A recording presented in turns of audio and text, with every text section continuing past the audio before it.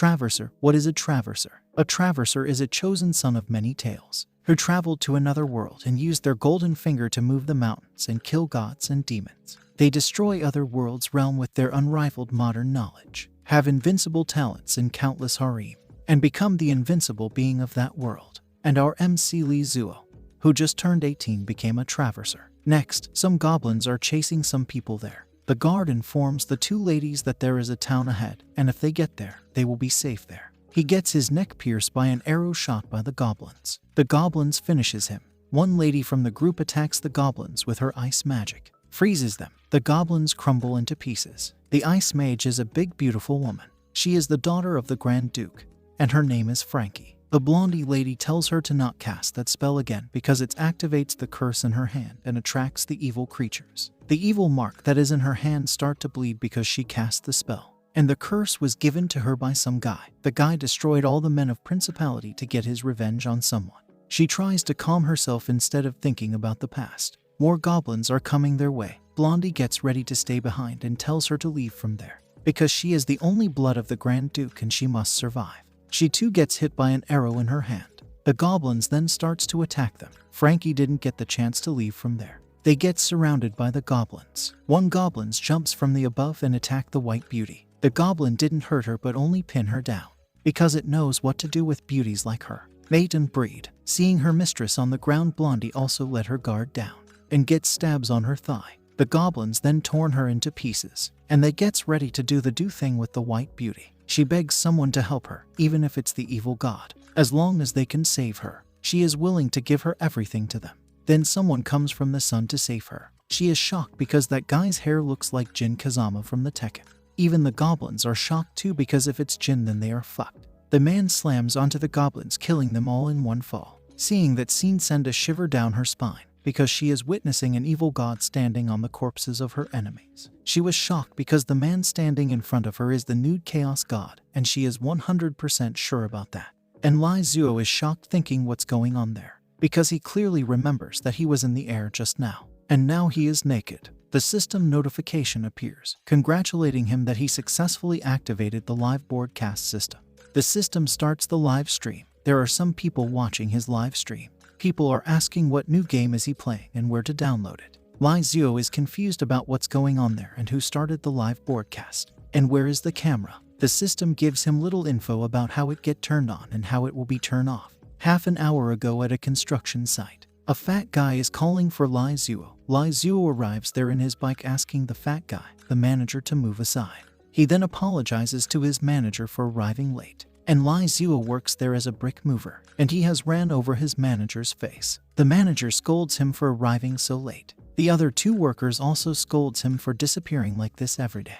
They thinks that their boss is wasting money on him. Lai Zuo's father lost tens of millions of money he borrowed from people in the gamble, and disappeared. And his mother was diagnosed with cancer, which requires a large amount of money for the medical expenses. And his sister, who is very talented and get admitted in a major university. And now she is facing the pressure of tuition fees, and the burden of the whole family is all on Lai Zuo as the big brother and elder son of the family. And if he loses this brick mover job, he will lose one of his income stream that is supporting his family. He doesn't want to lose this job since he came late. The worker and the manager gives him more work as a punishment.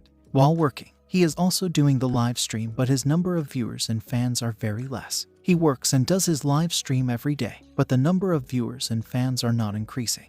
And he is doing this live stream not because he wants to, but a man in the black told him to do. He told Lai Zuo that he can make money from the live stream and form a contract with that guy for doing the live stream, because he is doing this live stream in that guy's platform. The guy told him that he can make a lots of money from live streaming, but he also have to pay money for using their platform, 2,000 yuan every month. Since he can make a lot of money from live stream, he made that contract with that guy. But now he is only getting 20 views. His first fan, Oni-chan, is big fool, is finding his live stream very fascinating. Lai Zuo is worried because in this way he will only lose money for using the live stream platform instead of making a lot of money from it. And he also have to pay the money his father borrowed from the loan shark, and his sick mother's medical expenses, and his little sister, who is ready to drop out from the university to support her family. But he wants her to keep studying. Remembering all those things is stressing him out. He tries to forget those things and cheer himself up because he is doing live stream. He is pumped up. He throws his phone away. Then he realizes that he threw his live streaming device. He jumps from the building to catch his phone. Then he realizes that he jumped off of the building. Next, Lai Zuo have picked some goblin's clothes. And White Beauty is still shocked thinking that she summoned such a powerful evil god. She was running away from the wolf's mouth, and now she has entered the tiger's mouth. She tries to calm herself and speaks to the evil god. Lai Zuo is surprised that he can actually understand the otherworldly language, and it's thanks to the system. She thanks him for saving her and asks how should she address him, and his viewers are still thinking that he is playing a game. Lai Zuo is surprised to see such a beautiful lady. Then they notices something. A monster, a big goblin warrior, has come to get revenge for his subordinates. White Beauty is surprised to see a middle-level monster there, because these mid-level monsters are so powerful that they can blow up a knight's head with one blow, and the rock armor in their body is invulnerable. Even a sage crossbow can't penetrate them, and they can easily destroy a small town alone. Lai Zuo's viewers have increased to 300 and fans to 20. After that monster appeared, Lai Zuo is shocked because he is sure that he can't fight with that monster. He asks his system for help. The system informs him that his lottery system is not turned on yet. Lai Zuo then gets a notification that Oni-chan is the big release a mission for him and is to defeat the goblin warrior. The system informs him that the Oni-chan is a big fool, has become his first captain. He tells his viewers that it's not a game and he has actually crossed to another world, and fighting that monster means he's dead. But none of his viewers believes him. The system notifies again that the tip earned is 198. The platform is divided into 9 floors and the anchor received 19.8 yuan. Lai Zuo is surprised to see that notification. The system congratulates him for gaining the first captain, and he has also received 10 lottery draws. The goblin warrior jumps at him. He hurriedly draws his cards. 10 cards appears in front of him. In one of the draws he gets a gold quality dragon pill. The system tells him to eat that pill, but he doesn't want to because it looks like a poop. The goblin attacks him. White Beauty tells him to be careful. He grabs the goblin's weapon and has changed into something. He smashes the weapon, and after eating that dragon pill, he has actually become a dragon in human form. He uses his dragon breath to burn that evil monster. Next, the human race is the dominant one in the continent of Candia, and the orderly camp of the Church of Light guards these human from the erosion of the Abyss demons. In the chaotic abyss, there are 3 powerful Abyss demons gods. Thanks to the orderly camp of the Church of Light, these evils gods can't enter the human realm, but they send their subordinates to the human realm to corrupt and invade the human world. And these evil beings that comes to the world to corrupt the humans are called demons. Lai Zuo have finished the goblin warrior, and even made a big hole in the ground. And White Beauty is shocked to see that he melted that goblin warrior with his fire magic. She is surprised, thinking what kind of evil god she summoned. The system then informs Lai Zuo that his body can't withstand the dragon pill, and he is going to die in 20 seconds. But there is a way to save him. He is ready to do anything.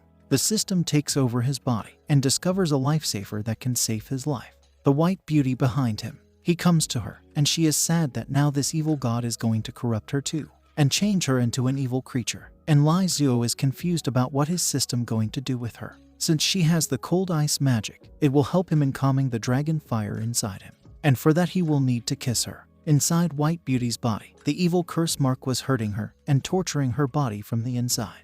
Then it stops. They both notices someone's presence there. The evil dragon god. He destroys the evil mark curse that is inside her. The mark was suppressing her from leveling up. It gets looses because of the magic power that is pouring inside her from the evil dragon god's mouth. She leveled up from elementary level 3 to the intermediate level 1. Viewers are surprised because the kiss came out from nowhere. And White Beauty is also surprised because she didn't see that coming. And she is sad that her soul is not taken away by this evil god. She is going to become a corrupt creature. Then she gets surprised because she is still fine. Her soul is still pure. And Lai Zuo have also successfully cooled himself. The system gives him back the control of his body. Before Lai Zuo passes out, he remembers his father's debt that he has to pay back, his sick mother, and his sister who is ready to drop out of school because they got no money to pay her tuition. He wakes up shouting sister, and finds himself in the thick lap of a beautiful woman. And he is surprised to see the view from down there. Viewers are also agreeing that she is a top beauty, and some are sure that she is an aristocrat in that world. She thanks him for not killing her, and informs him that he passed out earlier, so she set up that camp there to wait for him to wake. Lai Zuo looks inside the cover to see if he is wearing anything, and there is nothing. He jumps from her lap, apologizes to her for using her lap as a pillow, and introduces himself, tells her his name, Lai Zuo, and he lives at number 606 Oyster Street next to the Lijiapo Iron House barbecue restaurant. All his information is making her confused. She tells him to wait there. She will go and get some water for him. Next, she is on her way to get water and is confused that the evil god didn't turn her into an evil creature, even though he kissed her, and she thinks that she is on the lust side of that evil god. And now she is not a nobility anymore, and her title as the daughter of the Grand Duke is gone too. She gets ready to serve this evil god, so he will keep her. She will be safe with him. She gets ready to change her plan, find a way to follow him and sign a contract of equality with him, and get her revenge on that person who destroyed her life and her family. Next, Lai Zuo's viewers has increased to 826 and fans to 121. He informs his viewers that he has been crossed to another world, and they have seen the other world. He asks them to call the police for him. However, no one is believing him. He then checks his stats window. He doesn't have any title, and his bloodline has changed to dragon blood. It also gives him some info about dragon bloodline. And right now he doesn't have any supporting technique to support his dragon bloodline. The system informs him that in 3 days, he will fully transform into a dragon and lost his control. He asks the system to help him. The system gives him a solution, and it's to draw the lottery and get a thing called Returning to the Dragon Chewing Gong Sutra. If he learns it, it will teach him to control the bloodline of the dragon clan. He draws the lottery and gets 10 items, and among them, there is the Returning of the Dragon to Chewing Gong Sutra. He hurriedly learns the technique and even equips the new cloth he got from the draw, the Haidao pattern jade brocade robe. The system gives him some more info of the Returning to the Dragon to Chewing Gong Sutra and its passive effect, active effect, and some more info about it. And now he will not mutate into the dragon beast thanks to the technique. The system also gives him the info about the stages of the realm, and after reaching the highest realm, he can become as light as feather. He can tear voids and return back to the earth, which surprises him that there is actually a way to go back home. But it's going to be a long ride. And at the meantime, he gets ready to focus on making money. He then checks his other items. There is purple gold jade pot, a corpse bean, a corpse demon pill, gum purple true fruit, Pingu Dan, and a Meru ring, a space ring. He puts all his items inside the Meru ring.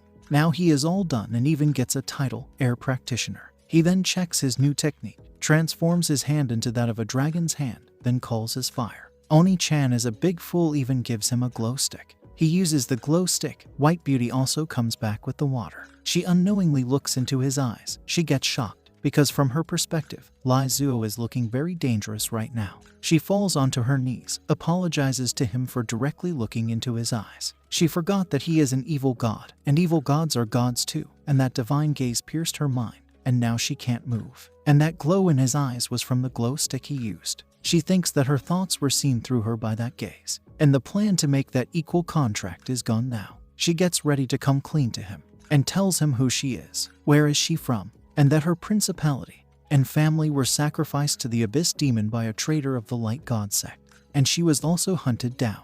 She gets ready to serve him, and begs him to shelter her on her way to the Landis city. Now Lai Zuo is shocked because such a beautiful lady wants to be his subordinate, but he doesn't know where this Landis city is, and he still needs to quickly earn some money for his family. He asks her if she knows what kind of help he wants from her, and she knows what he wants. She knew that it wasn't that simple for her to get her revenge, and in the face of Lust God, she knows what to do and what condition must be paid for him to help her. She flashes to him her 2 big melons that she's been hiding from us this whole time. This shocked the little boy who just turned 18, who haven't even seen this type of world. Lai Zuo turning his back on her like that makes her feel like she is not that attractive to him. And Lai Zuo is shocked, thinking what's going on with her. She asks him to escort her, and now she is taking her clothes off. His viewers are putting their own opinions on this matter, and a certain someone is getting interested in this new game storyline. She starts to type something and send him $30 gift, and even gives him a task. Her name is Bai Jai, and her idea's sister is the queen, and she is some kind of big shot in the real. Lai Zuo thanks her for the donation or the gift. System tells him to make her the next captain and get 100 followers. Lai Zuo then notices something, that this live broadcast exists in the reality, which means he can withdraw his money. Then with his cheat gifts and his otherworldly live broadcast, he can earn money to pay off his debts and the tuition fee for his sister. And if he makes it big, when he returns back to his home, he can live like a king. White Beauty is taking her clothes off. Lai Zuo stops her from doing it and tells her that he is touched by her sincerity. So she doesn't need to take off her clothes, he is ready to help her, because he is a decent man. But she is having her doubts because of his nosebleed. She is now 100% sure that he is the evil god of lust. She thanks him for helping her, and she is ready to serve him in any ways he likes. And sister is the queen has become another new captain. Now that she has become a captain, Lai Zuo gets 100 fans from her. Now that everything is settled, Lai Zuo's stomach makes some noise. White Beauty gets ready to prepare him some food. And after half an hour later, she has made him some food. But Lai Zuo doesn't think that the thing that she is calling food, it's actually a food. She apologizes because she is an aristocrat. She has never cooked anything before. Lai Zuo gets ready to cook for today and tells her to help him get the water from the river. He also gives her the pot that he got from the lottery to bring the water in it. White Beauty is shocked to see that pot because it's an enchanted item. And the pot has a special spatial attribute. And the enchanters are the most noble profession on this continent. They can attach powerful element magic to ordinary items or weapons, and among them space and time are the rarest elements, and the mages who master them are also very rare. She is surprised that her lord is carrying such item like an ordinary item. If the news of this thing is spread in the capital, she is sure that the market in the capital will go crazy, and all the nobles will throw their money to get their hands on this item. Since going outside alone is not that safe, Lai Zuo gets ready to send a guard with her. He takes out the corpse pill and breaks it. A strong aura comes out from the bean saying my seal is finally open. Then it turned into a little skeleton. Since the skeleton looks little cute, Lai Zuo names it Little Sun Wolf. Skelly doesn't agrees with the name, tries to rebel against Lai Zuo. Then he notices that the boss's breath is that of a dragon clan, more powerful than his previous boss. Skelly then submits to his new boss. Lai Zuo gives him his first mission, to escort Miss Frankie to the river to fetch water, and come back with some wild animal for food. The two then leave to get the water, and Lai Zuo gets ready to lit some fire. White Beauty is surprised that even though the little creep is undead, but he still have his intelligent. Damn this woman. I'm sure if the artist makes some hentai manhua with these types of women, I'm sure he will make it big. No offense. Skelly notices the way she is looking at him. He tells her that he is super strong. She doesn't have to doubt about it. He tells her that he has been given a down number by his master, so she doesn't have to worry. He is very strong. She wonders if this numbers means something. She also remembers her lord once told her some numbers before. She wonders if these numbers have some meaning to the evil god like the evil mark in her hand. Skelly notices something. There are some birds flying around the forest. He notices a fight is going on there. One guard is shouting that protect the Lady Baron. He gets his head smashed by a big rod. The captain of the guard, Fu Lage the amputated orcas, is shocked to see the enemy of the humankind there. The amputated orcas. Amputee clan is one of the 8 main orc clans in the Zephyr Steppe state, and they like to put the weapon they got hit in the battle in their body as a glory. The more the weapons they have, the higher the glory they received. Captain Fu Lage is shocked, thinking how did these monsters break into the human mainland? One of the orcs attacks him with his axe, but he managed to block it with his shield. The lady from inside the carriage asks him to help her. He asks someone who is sitting on the carriage to help the lady, and if she saved the Baron lady, Fu Lage is sure that the Baron will listen to her request. She jumps off the carriage with her arrows and shoot down 3 or 4 orcs with her arrows. She is middle rank elf ranger, Elizabeth Morrowind. Baron Lady Jennifer yells at her for splatting blood on her clothes. More monster comes. All the guards are being killed. One of the orcs riding on a wolf with an axe hand jumps at Fu Lage. Elizabeth kills Captain Fu away and shot the orc with her arrow. She then gives the orc a strong kick with her thick thigh. However, the monster didn't fall off from his wolf. Elizabeth is surprised that that orc really live up to his name. Her elemental arrow didn't do that much damage. It's going to be hard for her to deal with it. Someone grabs the wolf's tail, and it's little Skelly. He asks White Beauty to come because he has found the food for his master. A big wolf. Elizabeth and Old Man is shocked to see that. He calls White Beauty saying they have finally finished their errands. She tells him to be careful because that's an amputee orc, and she is confused, thinking how did that orc appear there. The orc orders its wolf to finish that skeleton. Seeing a food jumping at him, Skelly gets ready to teach it a lesson. Grabs the wolf by its mouth, and what the fuck, Skelly turned into an awesome skeleton knight. He smashes the wolf's head. The orc tries to attack him. Skelly takes out his blade, slices the orc with a single slash. Orcs are shocked that he cut down that orc with one single cut. Elf and White Beauty are also shocked to see the sight. Now Skelly gets ready to take care of other orcs too. Wow, he looks awesome, so cool. Next, in the immortal world of cultivation, there is a guard who guards the mountain gate of immortal world. These guards are also known as the mountain gods or god of Mountain Gate. And Sun Wolf was the strongest mountain guards god general. Viewers are surprised to see Skelly turning into that awesome warrior and are cheering for him to kill those orcs. And somewhere, someone's axe is broken after hitting the tree. This makes that someone confused that the trees there is more tough than the iron axe he is holding. Then he gets confused because people are giving him many donations for just cutting the tree. He is surprised that everyone is liking to see him cutting the trees down. On the other side, Elizabeth and Old Man thanks White Beauty for saving them and compliments her for summoning such an awesome summon.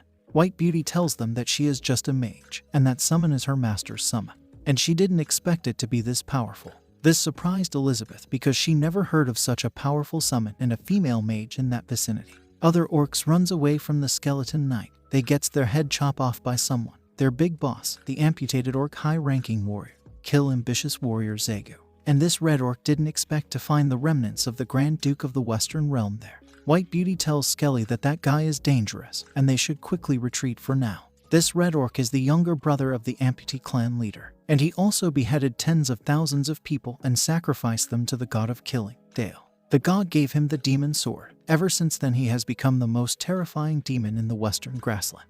People are surprised to see the red orc and his sword. Next, someone donates more money to Lai Zuo and even says something about the weapon. These makes Lai Zuo shocked because he is thinking that the audience are interested in his broken axe, because they are talking about the weapon. Elizabeth is shocked to see the magic knife of Alex in that red orc's hand. The sword is one of the 10 murderous blades that killed countless people. Red orc gets ready to offer their heads as a sacrifice to the god of killing. Skelly also gets ready to show that orc his true strength. Skelly attacks the red orc with his blade that created a big wave of energy that even slashes the tree that was on the other side of the battleground.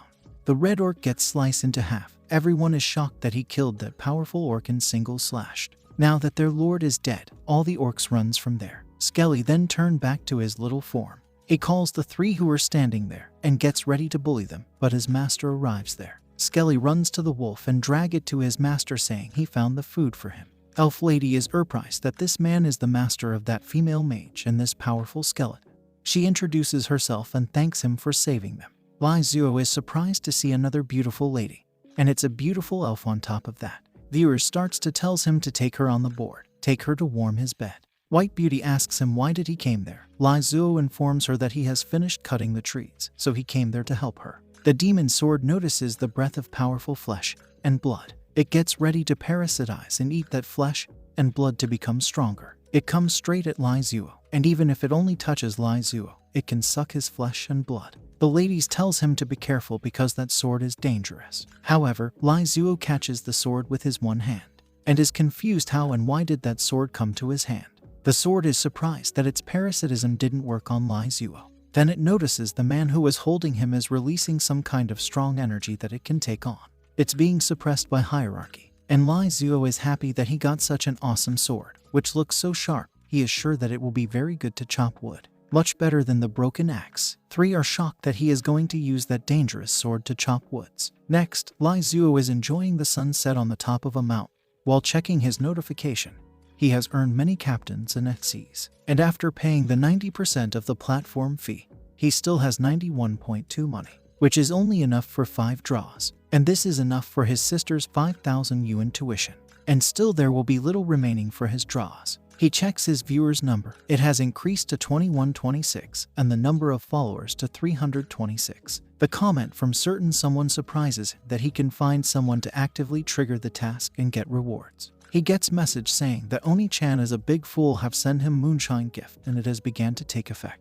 The elf comes and informs him that the dinner is ready. She notices the energy that is surrounding around his body. She gets ready to take a look what is that energy by using the elf talent, the Eye of Moon. She gets shocked to see the thing that is in front of her. This sends a shiver down her spine to find out that such a high-ranking being is around them. Lai Zuo tells her let's go and eat, but she is unable to move. Lai Zuo leave first. White Beauty was also there. She asks the elf lady if she is okay, because she is kinda looking pale right now. Elf leaves too saying it's nothing. White Beauty is relieved thinking she didn't look at her lord with the Eye of Mages, or she would have suffered like that elf too. Next, they come back to the camp and the food is ready to eat. Lady Baron also acts very friendly towards him because he is the big shot who saved her and her guard. Lai Zuo asks Frankie to bring the tea. She pours the tea for them all. But the Lady Baron doesn't want to drink the tea which was poured from the broken pot. The two ladies are also surprised to smell the scent of tea is so relaxing. And Elizabeth is smelling the breath of life from the scent of the tea. She takes a sip and finds herself in front of the world tree. She is surprised that the tea has the smell of the world tree. She is feeling like she is falling back into the arms of the mother tree. The force of the nature is pouring into her body, and she breaks trough to a new realm.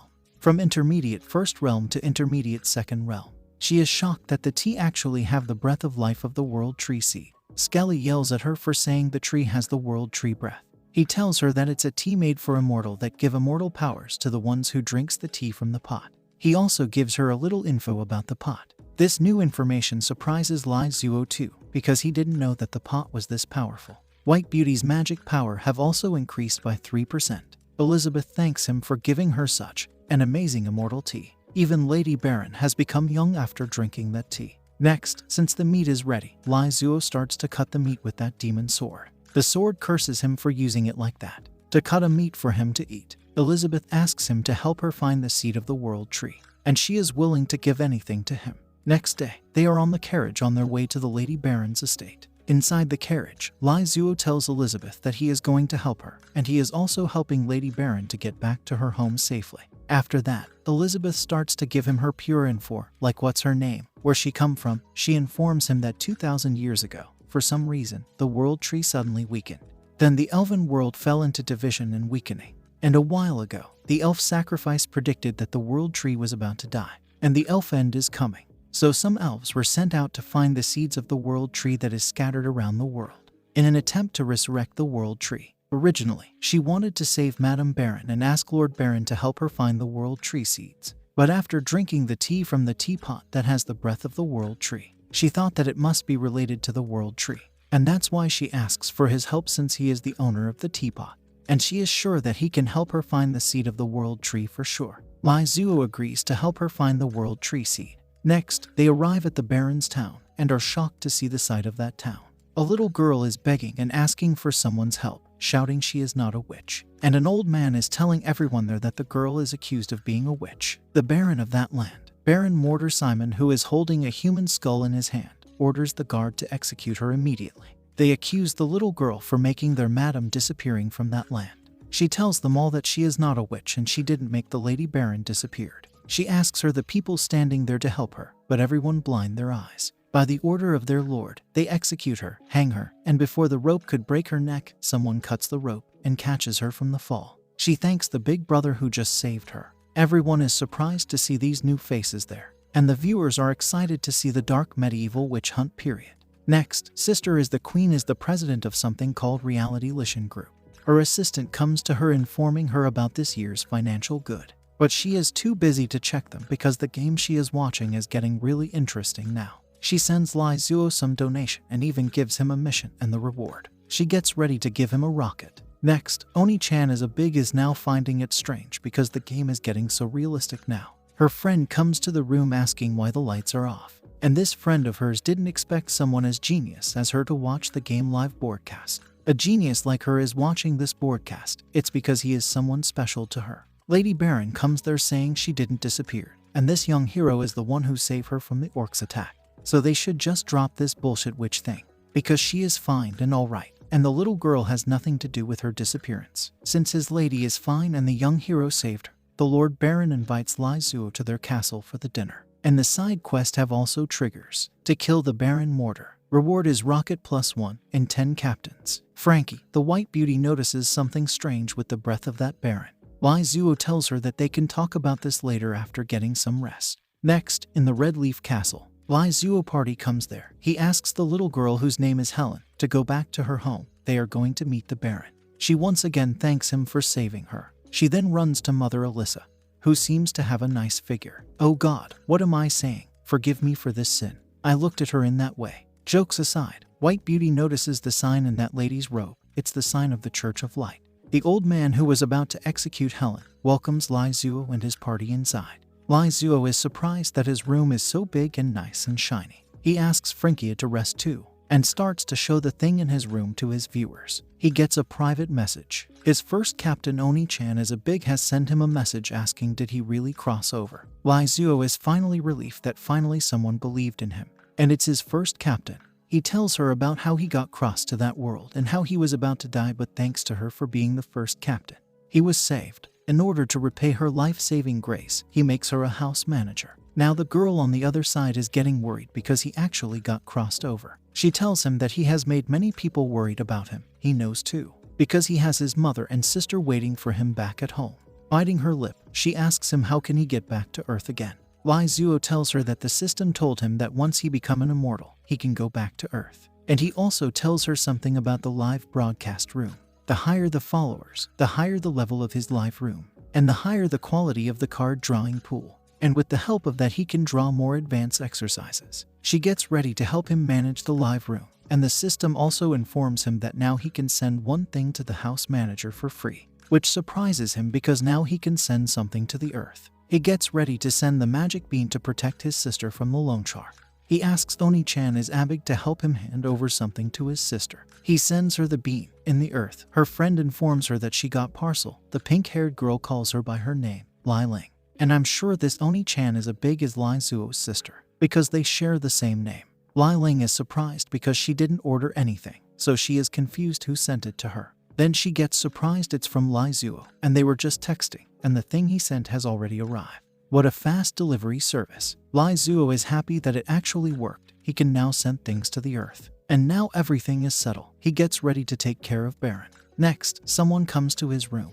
Two beautiful maids who are ready to serve him in his bath by the order of the Baron. Lizuo is shocked that evil landlord is trying to test his weakness by sending these two beautiful maids. While the two maids are thinking that he is an easy prey, it will be way easy for them to kill him. The two maids then gets ready to take him to the bath. Next, in the bath they are washing him clean. Now after that hot bath, he has let his guard down. The two sister changes back to their real form into a succubus. These two are half-blood demon twin, Kala and Paige, level intermediate second realm. They gets ready to finish him up. However, the sword stops them by its tentacles, because only the sword can touch his body. He is the sword's nourishment. Two sisters are shocked to see the magical sword Alex there. And the sword is super mad because Lizuo cut that wolf meat by it. And this anger of the sword can only disappear after sucking Lizuo power dry. The sword then sucks the power of the two sisters and throws them away. Since their energy is drained by that sword, they gets ready to withdraw for now. And Lizuo is confused thinking about why did the two maids leave suddenly. And the sword is fully ready to suck Lizuo dry now that it has sucked the energy of those two girls. It is pumped with energy now. Lizuo picks the sword. The sword is ready. Then it gets shocked because all his energy is being sucked by Lizuo.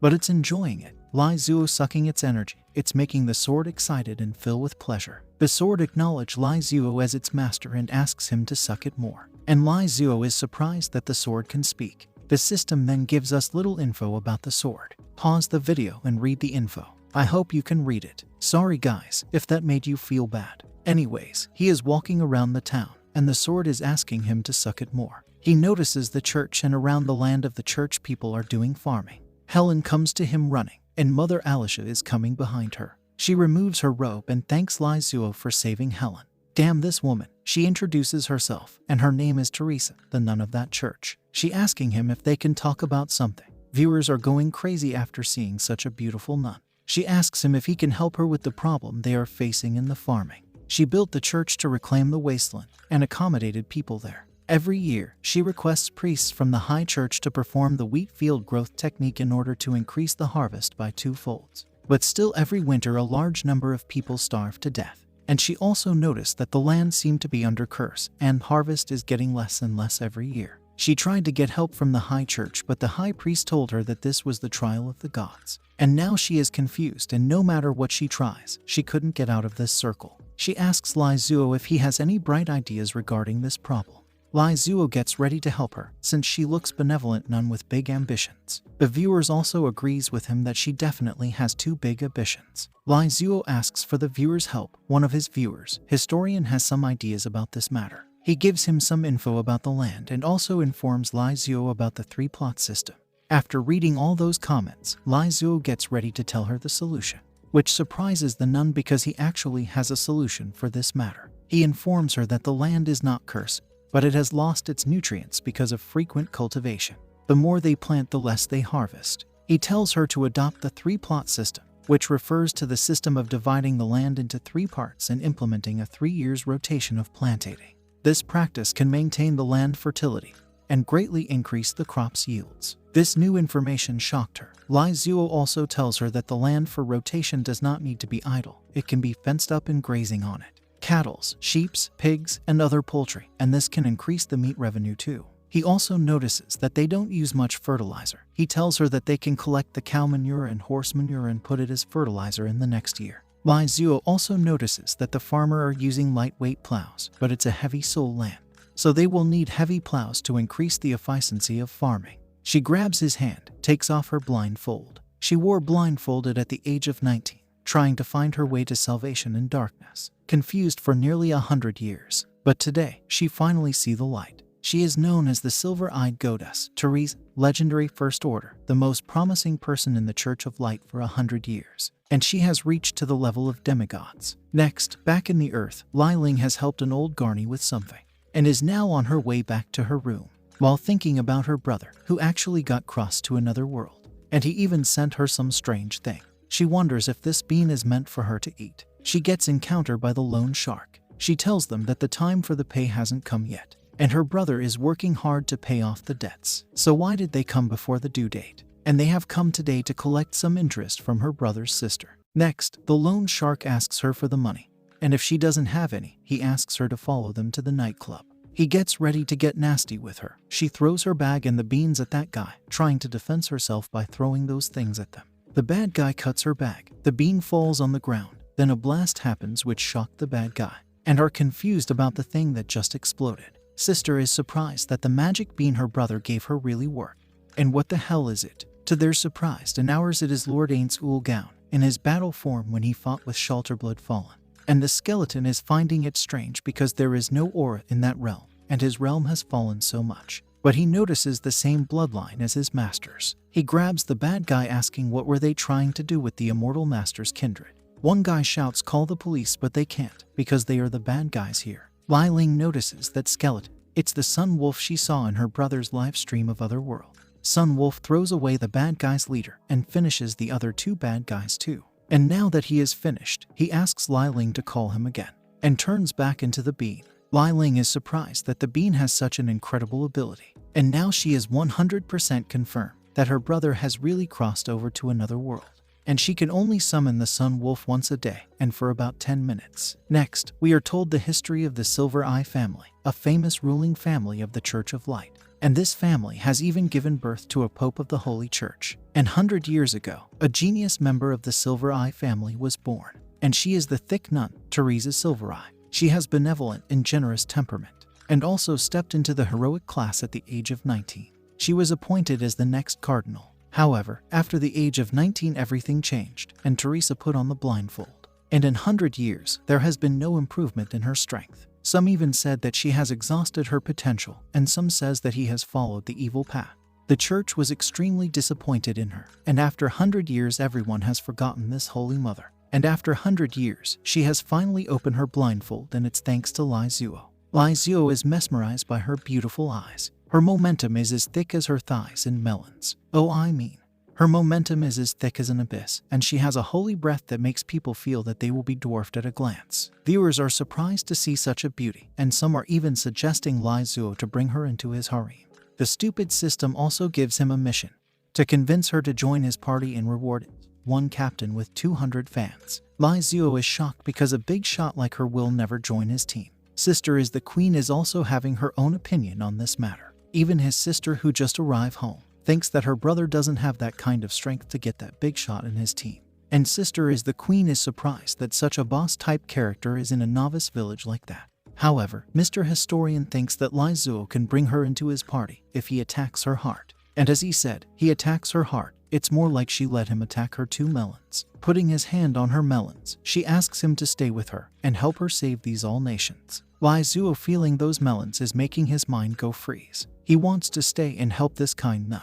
However, even if he stays, he won't be able to save all the people, which surprised her and asks him why is that. Lai Zuo tells her that because of the system on this nation, even if the harvest is doubled, the commoner still has to pay 15 taxes, the farmers pay 17 taxes, and they also have to pay 11 taxes to the Church of Light. Even if they harvest double, in the end of the year they will still starve to death. And it's even worse for the slaves. He tells her that her Church of Light and the feudal lords are the biggest mountains of weight on this people of nation, even though they have hundred thousands of people with magic, but they don't use it to benefit the people. Instead, they increases the taxes. Those words of Lai Zuo opens her third eye, and the level of the legendary realm that has been stopping her from leveling up get finally loosened after listening to Lai Zuo. She prays to her god, apologizing to the god for her faith was shaken.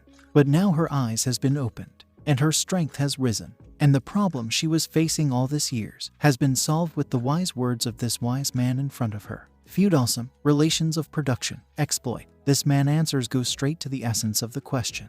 He is the saint of the light. She gets ready to go back to the church to process these new informations he just gave her. And Lai Zuo is confused why did she ran like that. Historian gives him detailed info on that matter. White Beauty comes to him and informs him that she found the mercenary guild in that town and suggests that they should create a mercenary group before they leave from this town.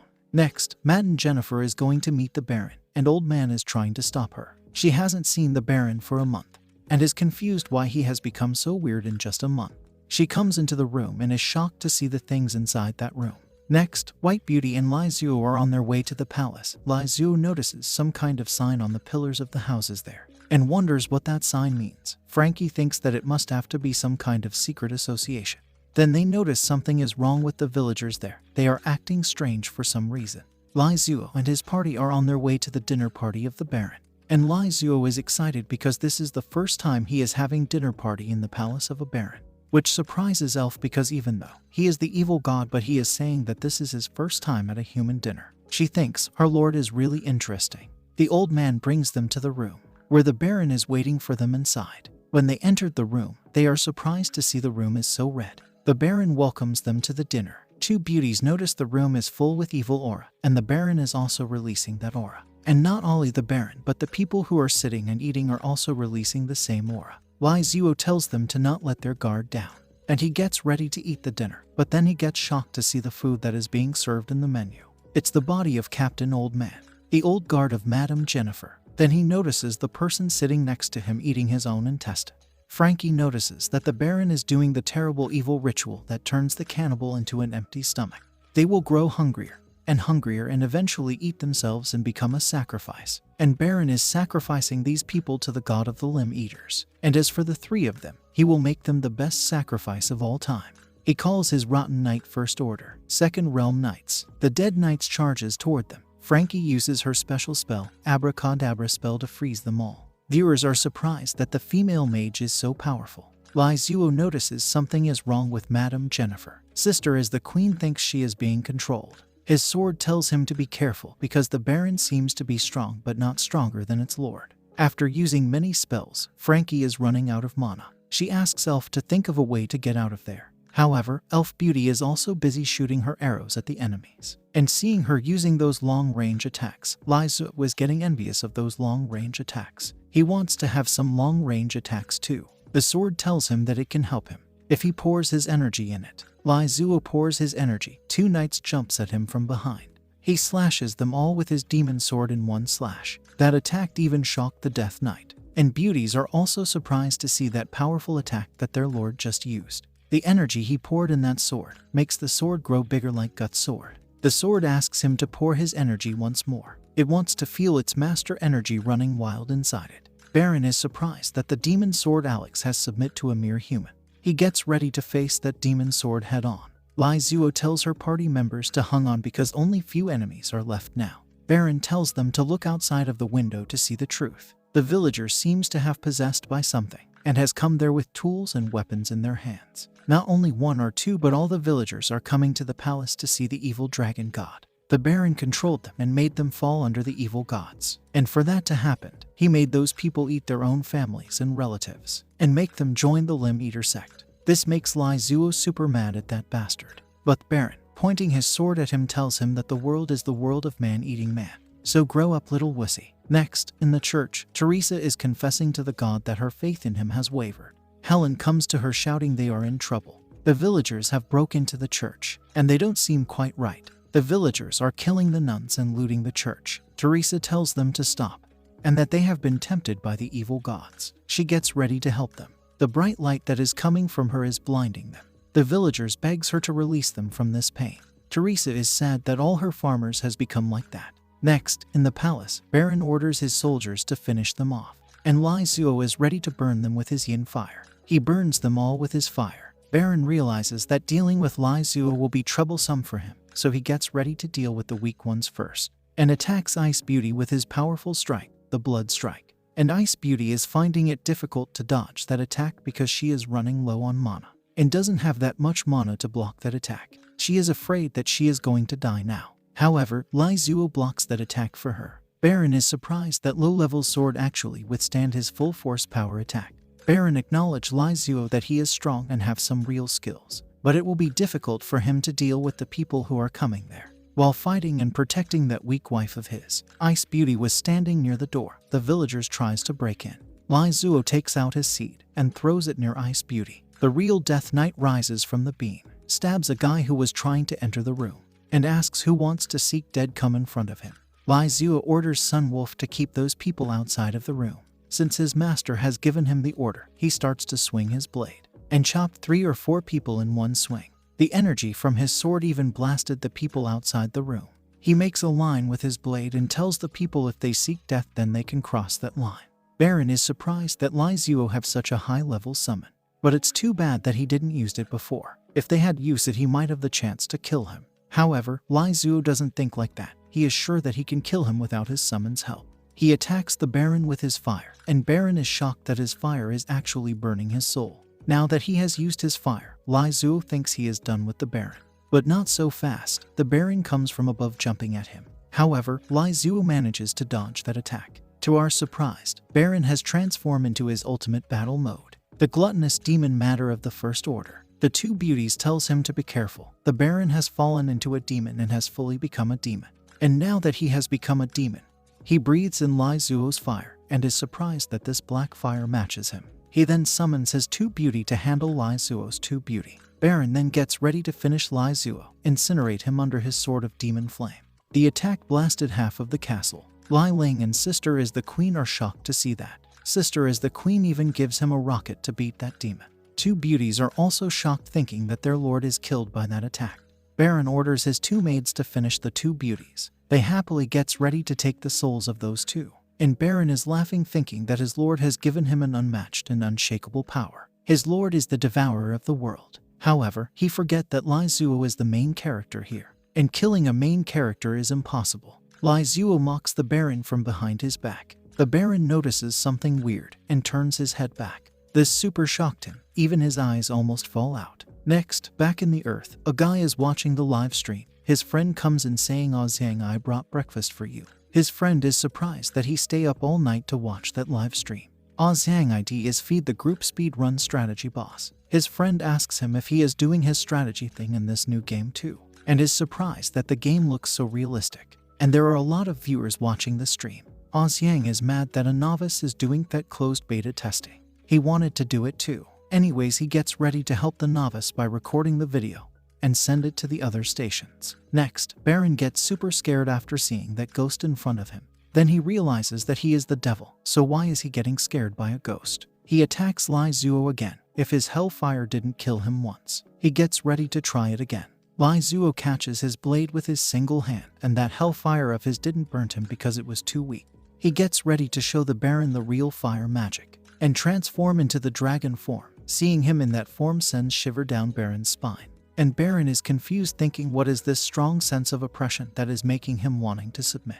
Elf Beauty is also shocked to see her lord in that form, because this is her first time seeing him like that. Ice Beauty tells her that that's their lord true self. The sword is also shocked to see such a terrifying magic. The magic is like that of a demon god. Baron asks him why he is helping the humanity when he is a demon too. And Baron is sure that his god must know Lai Zuo too. So he asks Lai Zuo to leave him. However, Lai Zuo have no plan of doing that, and the sword is about to burst out because of the energy that its lord is pouring inside it.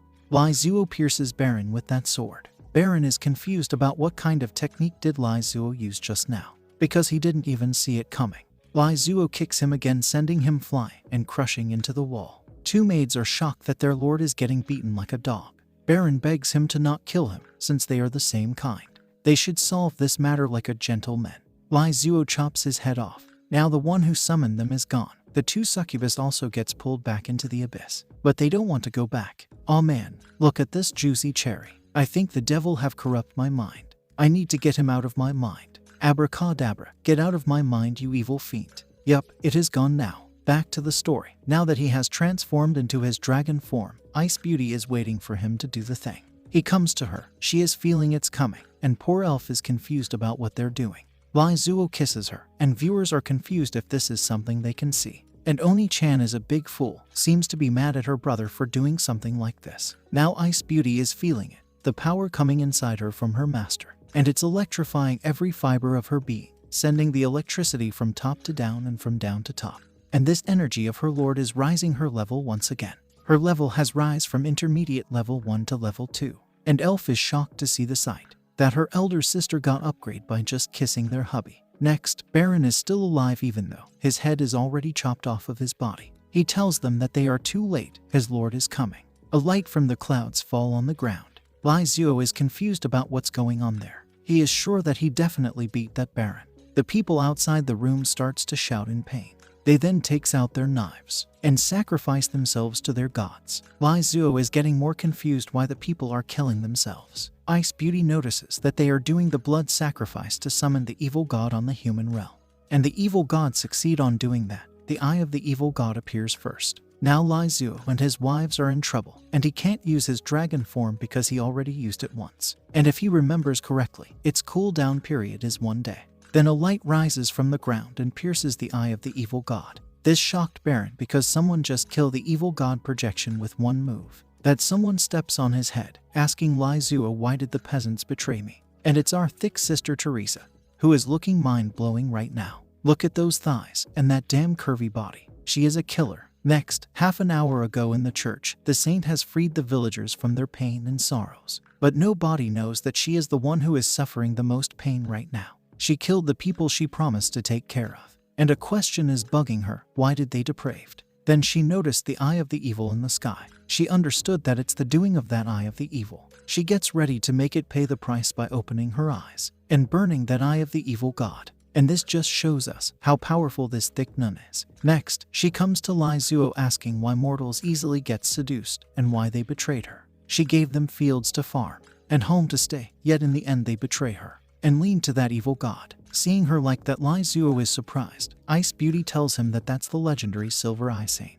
Ice Beauty heard that the Silver Eye Virgin Teresa was a celebrity 100 years ago, and she also heard that her eyes can judge any evil. So in order to accidentally hurt ordinary people, they close their eyes forever. Now Lai Zuo wonders how did she saw him before. Teresa falls on the ground, and those farmers who she took care of dearly, but in the end betrayed her and she needed to kill them all, has greatly hurt her feelings. The halo or whatever it is that is behind her head starts to get cracked. Baron laughs, saying she has fallen and soon will become demon too. He tells her if she wants to know why those farmers betrayed her and join the evil god, then she can only join the evil god to know the benefits they gets from joining the evil god. Once she joins it, he is sure that she will receive some great power, that she will be able to control all the nations with just her power alone. Ice Beauty gets worried that the saint is getting corrupt. If they don't do anything, she will become a demon. And Lai Zuo has already seen the picture of her, how she will look if she becomes a demon. With a body like that, I am sure that she can suck out the lives of men easily. Lai Zuo asks his viewers for some bright ideas. Teresa is slowly getting corrupted. Her tears are turning black. Lai Zuo comes in front of her like the ray of hope, saying that it wasn't her fault. The farmers become corrupted because of the feudal lords and the leader of the nation for making their lives miserable, breaking them to the point where they got no choice but to choose to be corrupted. So, she didn't do anything wrong. Lai Zuo tells her to come back. He will help her in achieving what she was looking for. The wise words of Saint brings her back from the dark abyss. Her soon-to-be falling mind has been saved. This shocked the Baron because he has never seen something like this happen ever before. Because once one starts to fall in the abyss of darkness, they definitely become depraved. The demon is talking too much. Lai Zuo asks his beautiful Saintess to shut that demon's head once and for all, giving her the big weapon. She thanks him for saving her with his wise words, and is ready to do anything for the saint who is so gentle. and someone is getting jealous. Baron begs the silver-eyed virgin to listen to him for once. However, she has no plan of listening to him. Gets ready, smash his head. Then smashes his head, shouting, "It is you who corrupted the civilians." And sooner or later, she will hammer the one who is behind him too. Lai Zuo is shocked to see this side of the calm and beautiful Saintess, because it seems like she has awakened some kind of strange quality. And now she is feeling much better after smashing the demon's head. Her third eye starts to make some movement. She is surprised that after 100 years, her realm has finally risen to another level. She level up from legendary first order to legendary second order. She leveling up like this, she thinks it must be because of the legendary Great Sage wise words. Now that he has defeated Baron Mortar, he gets his reward, Rocket +2. 15 captains. Number of his fans has exceeded 1,000. His broadcast room gets upgraded. Next day at the Mercenary Guild, Lai Zuo is mad because he is only hearing it for the first time that they need 4 people to form a mercenary group. Poor receptionist tells him that it's the rule of the association. She can't do a thing about it. Someone gets ready to join his group.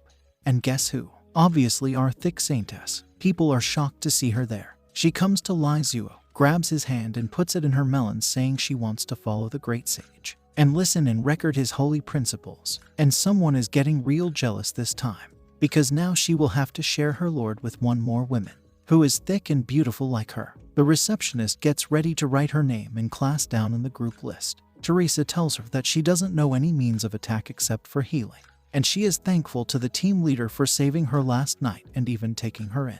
She who doesn't even understand anything. And the receptionist is like, "What the heck, who are you trying to fool her?" She asks if they have already decided their group name and emblem.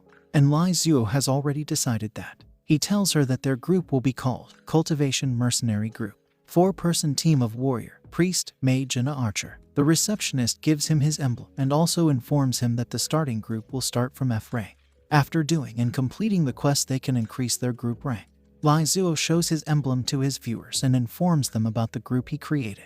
And now this newfound group of his is ready to go for some adventure. Next, in the Red Leaf Castle, Madame Jennifer has come to see off Lai Zuo. Lai Zuo apologizes to her about the Baron and that he couldn't save him. She starts to cry. Lai Zuo starts to comfort her, and Ice Beauty is wondering, even though her lord is an evil god, he doesn't corrupt and turn people into demons. She wonders why is that. As a thanks for saving her, Madame gives him a carriage, so it will be easy for them to travel, and even give Lai Zuo 200 golds for their travel. And putting his hand in her melons, she tells him that if he wants, he can stay with her. She is always ready to open her legs, open her heart and soul for him. Viewers starts their debates about this matter, and one of the viewers being his sister, who doesn't want him to stay with that Baron. He got no choice but to bid her farewell, and we can see the man's tears in his eyes. Back in the earth, Lai Ling has finished watching the stream, and she is still finding it strange that her brother actually got crossed to another world.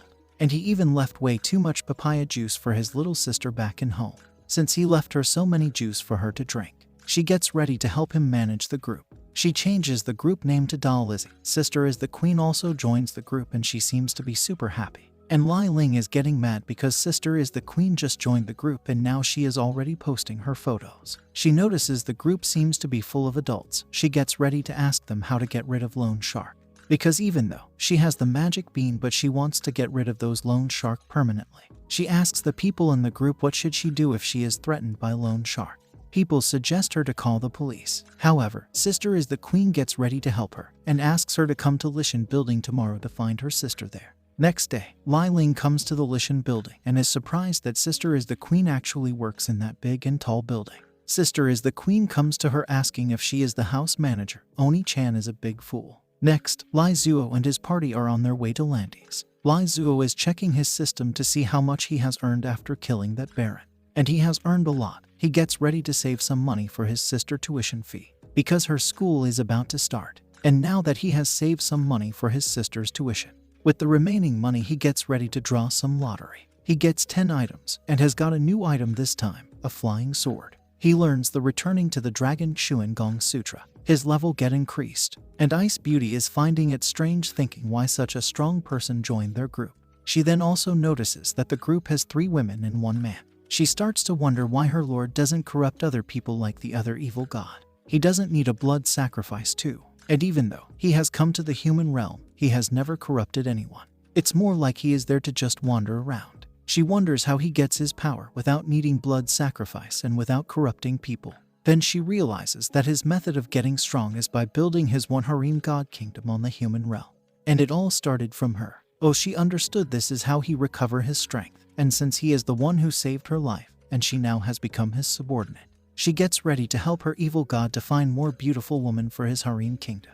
Next, Lai Zuo is informing his viewers that he has drawn a flying sword from the lottery draw. He starts to tell his viewers about number 6 and something about it. While the beautiful silver-eye virgin is ready to write down his wise words, she starts to write down but is unable to understand the wise words of the great sage. She comes to him asking to help her decipher those wise words of his. Lai Zuo changes into JoJo mode and gives her some info about his wise words. They starts to laugh inside the carriage, while the elf beauty is driving the carriage and thinking what kind of existence is her lord is. His kiss made Frankie advanced in her level. And not only that, the teapot he has and drinking the tea from that teapot can make people younger. And it has the scent of the world tree. She starts to think that the world tree fruit can make people advance in their level. And so her master's kiss. She then notices something. Starts to wonder if her lord is the embodiment of the world tree. She gets ready to do some experiment on that. Then she notices some people, and they looks like knights. And they are knights. Elizabeth is surprised why the heartbroken knight is there.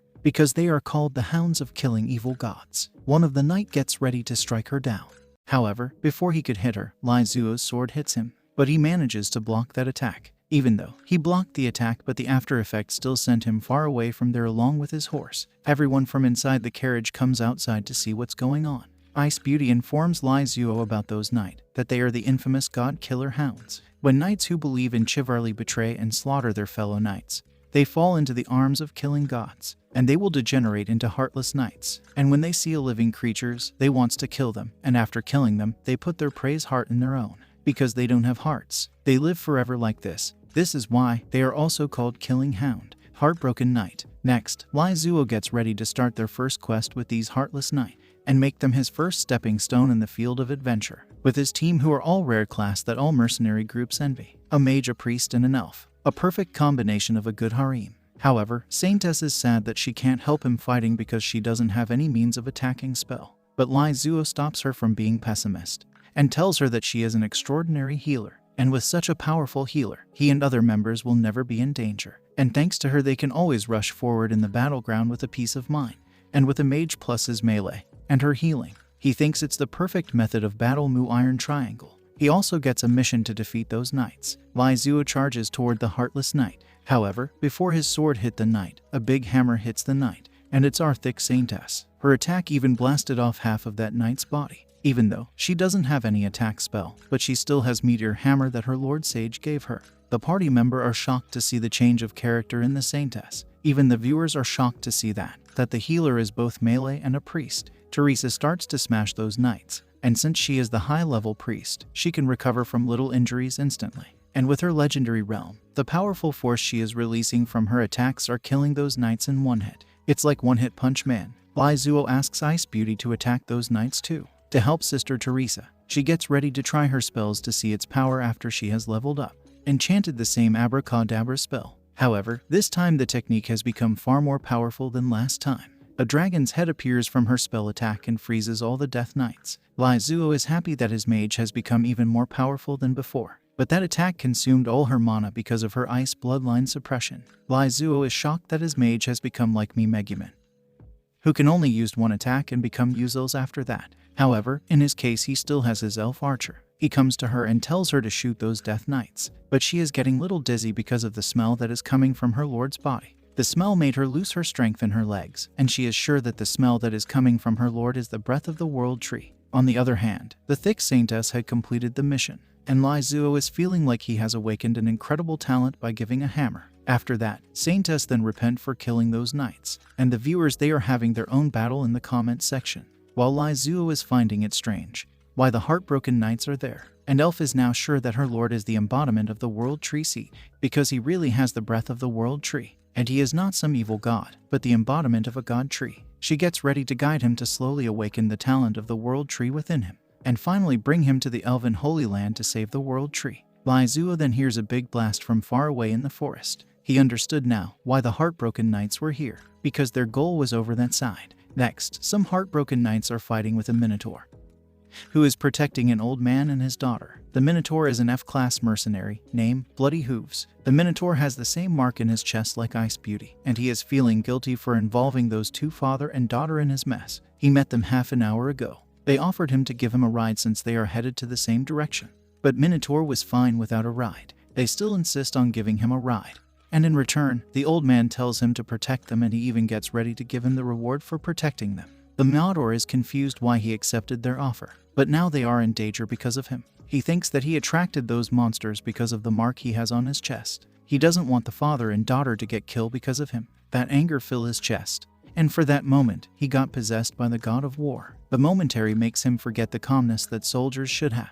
And when he comes back to his senses, the enemy's sword has already pierced his body. And that enemy seems to be a lady knight. She is the leader of those fallen knights, the god-killing, fallen Valkyrie, Belina, tier 3 hero. And she is holding a legendary regicide sword that has killed 11 kings. And now the Minotaur can't move his body because of that sword. Belina notices his broken horns and calls him sacrifice. Now, he realized that those heartbroken knights were really after him, and the father and daughter got involved because of him. The little girl runs to him shouting, "Brother Minotaur." He tells her to stay there. It's dangerous near him. She gets attacked by the knight. Minotaur gets super mad, shouts at them how can they do something like this when they are the knights who swore to protect the people. Another knight tries to hit the little girl again and finish her off. She calls for her brother Minotaur. And Minotaur is feeling like he has killed yet another innocent person. A sword comes flying at them and landed in the middle of that knight and the little girl. And we already know who is it, the MC. Liu Zuo gets ready to give these NPCs some hints to trigger a mission for him. He asks the old man if he needs any help. The Minotaur asks him to take care of those knights and save the father and daughter. The mission gets triggered to save the father and daughter, and the reward is 3 captain.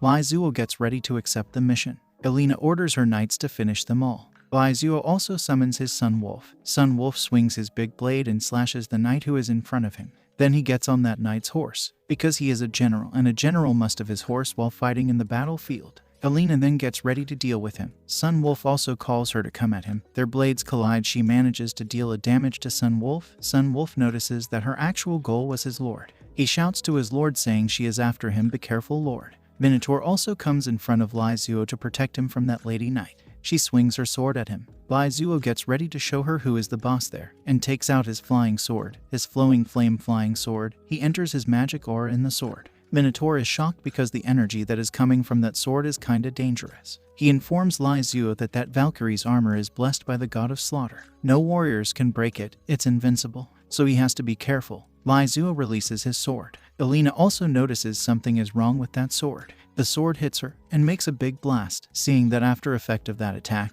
even the demon sword is getting scared after seeing such a powerful sword. More powerful than him or her. Everyone is shocked because the attack has created a big road that leads to hell. And Liu Zuo also didn't expect his flying sword to be this powerful. The ladies also arrive there, but they arrive little late and miss the entertainment. However, Elena is still safe and sound. Only her armor got little torn up. Liu Zuo also didn't expect any less from the armor blessed by the evil god.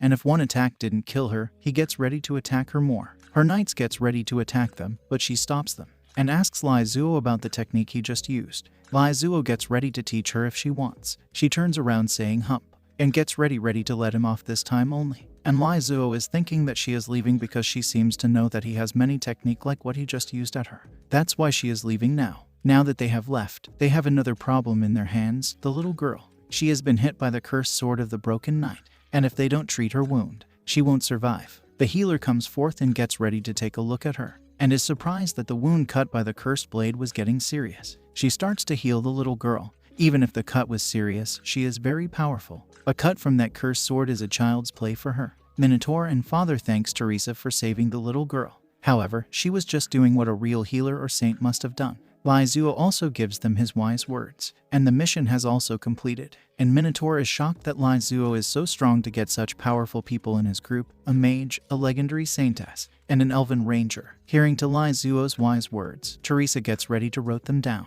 And Liu Zuo is surprised to see that a Minotaur was protecting a human, and even begged to save that little girl. Viewers asks him to recruit that Minotaur, and even gets a mission regarding that. Liu Zuo comes to him, asks for his name, and also asks if he is interested in joining his mercenary group, because they are short in manpower right now. Minotaur tells him his name, and is happy and excited that Liu Zuo is willing to take in a cursed hornless bull. Ice Beauty informs him that Minotaur are proud of their horns, and broken horn means that they have done some major harm to their tribe, and that's why their horn are cut and kicked out of the tribe. And on top of that, he also have the evil mark imprint on his chest. However, Lai Zuo doesn't care about all of that. He saw that Minotaur putting his life on the line to protect the little girl and her father. And he has also seen many noble humans, but their soul were not that of a noble. But what he is seeing in front of him now is the true noble soul who is ready to sacrifice himself to save other. He asks the great warrior to join his group. And he also haven't forgotten that Frankie, the Ice Beauty, also have that evil mark when he first met her. But he didn't say this to her. Teresa believes in his wise words and in his wise decision, and Minotaur is happy to join them, and he is even ready to be their slave if they want him to be. After all, a cursed bull is getting a chance to join a party, because in normal cases, the cursed bull with no horns can only wander around alone and die alone. Next, back in the earth, the lone sharks are having their meeting, thinking what was the thing that attacked them. Some are sure that it was the skeleton ghost that little Brad summoned. The boss hits the table with his broken hand, saying that no one can stop him from collecting his money.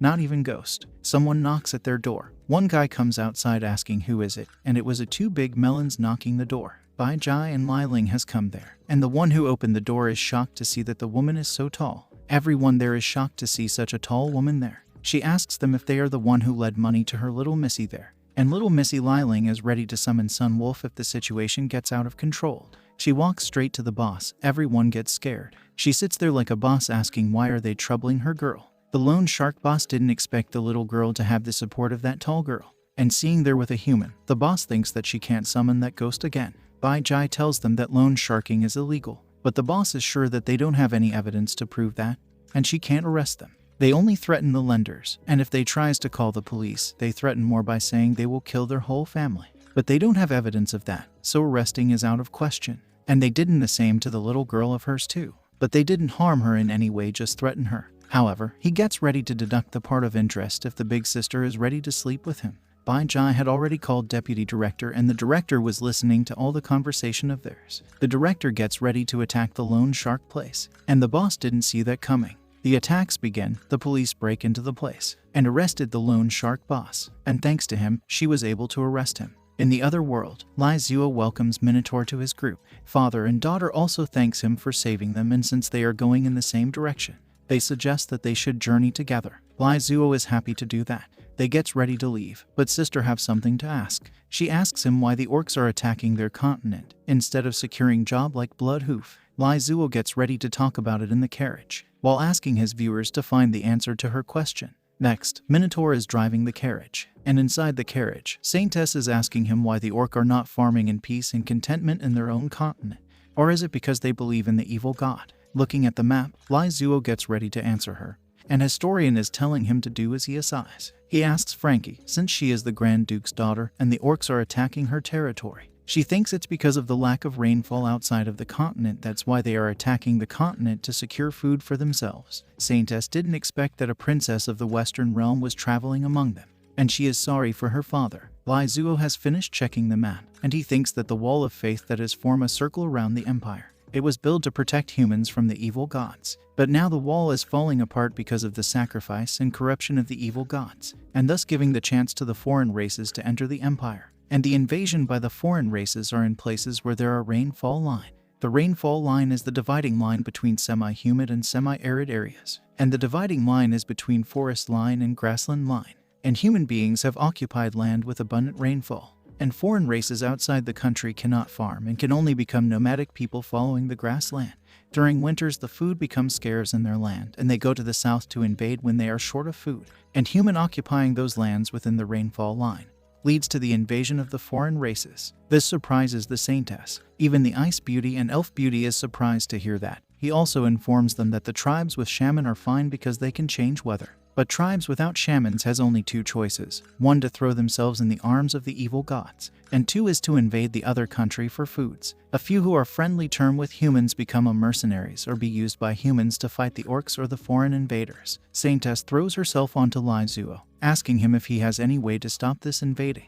And two beauties seems to be jealous of her for throwing herself like that. Lai Zuo informs her that when the central countries are strong, they have their good days, and when they are weak, that good days turn into a bad one by the invasions of the orcs. However, as long as the central countries are strong enough, foreigners will not dare to cross the wall of faith. However, the invading started to happen 100 years ago because each countries and religions started to become weak, and the Veil and foreign races have an opportunity to take advantage of it.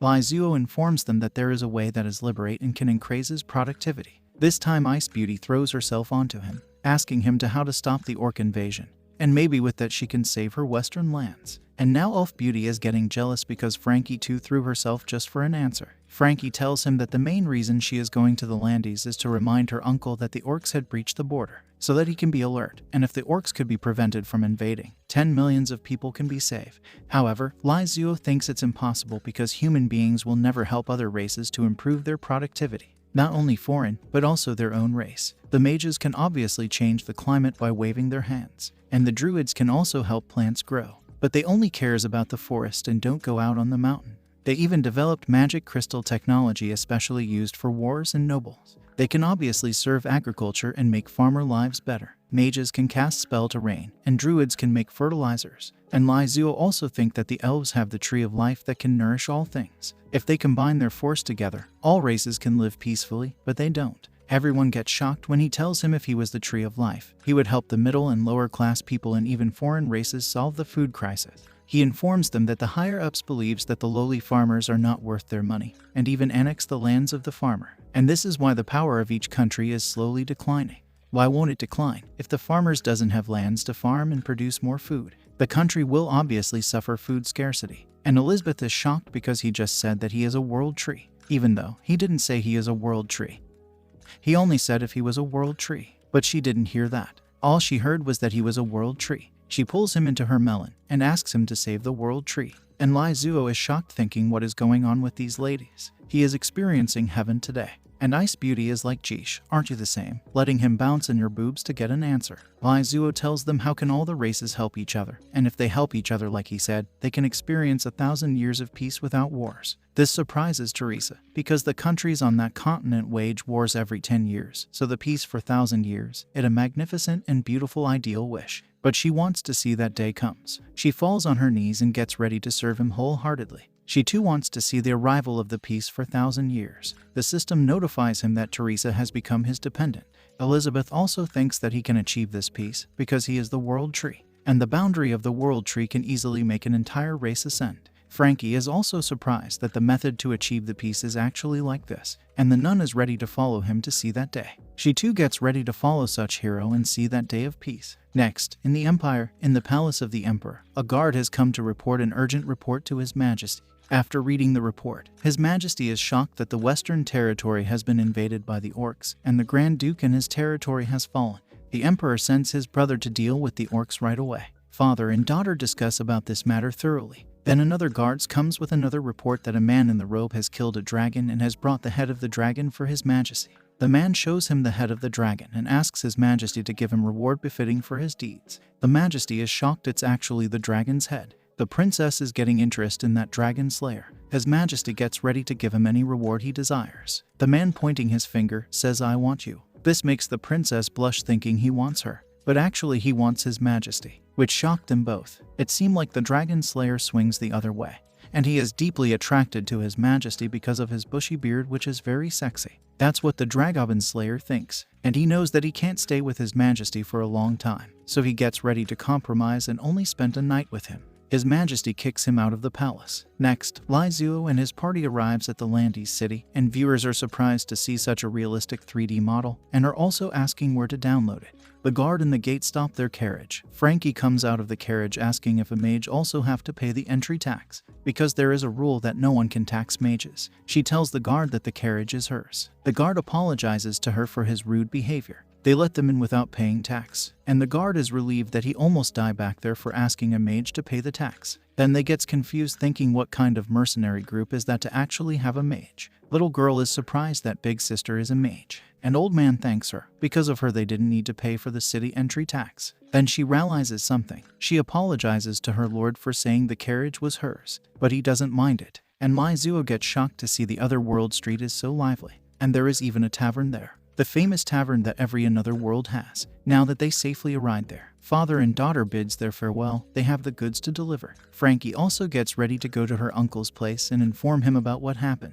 and after that she will invite him to the house. Saintess also gets ready to go to the church to pray, and Elizabeth also gets ready to go to the Lieutenant Soldiers Association to do something. Lizuo also gets ready to find a hotel to stay, and now that he is free, he gets ready to do something that everyone should do after they got crossed to another world. Back in the Earth, Bai Jai have also helped Lai Ling to deal with the lone shark. She also gets ready to take Lai Ling as her personal secretary. But Lai Ling is still in university, so she can't do that. Bai Jai share their picture on the group informing everyone that she helped the house manager to solve the problem of loan sharking. Some are finding Lai Ling cute. Lai Ling checks the group and is surprised to see the number of fans has increased. She asks how and when did that happen in the group, and it's all thanks to Feeding Group for posting the video in other platform, and the video has already reached 200,000 clicks. Lai Ling is also surprised that the video actually has 200,000 views. She thanks Feeding Group for doing that, though she gets ready to see what her brother is doing, and he is enjoying his other world life. This is what you should do when you cross to another world.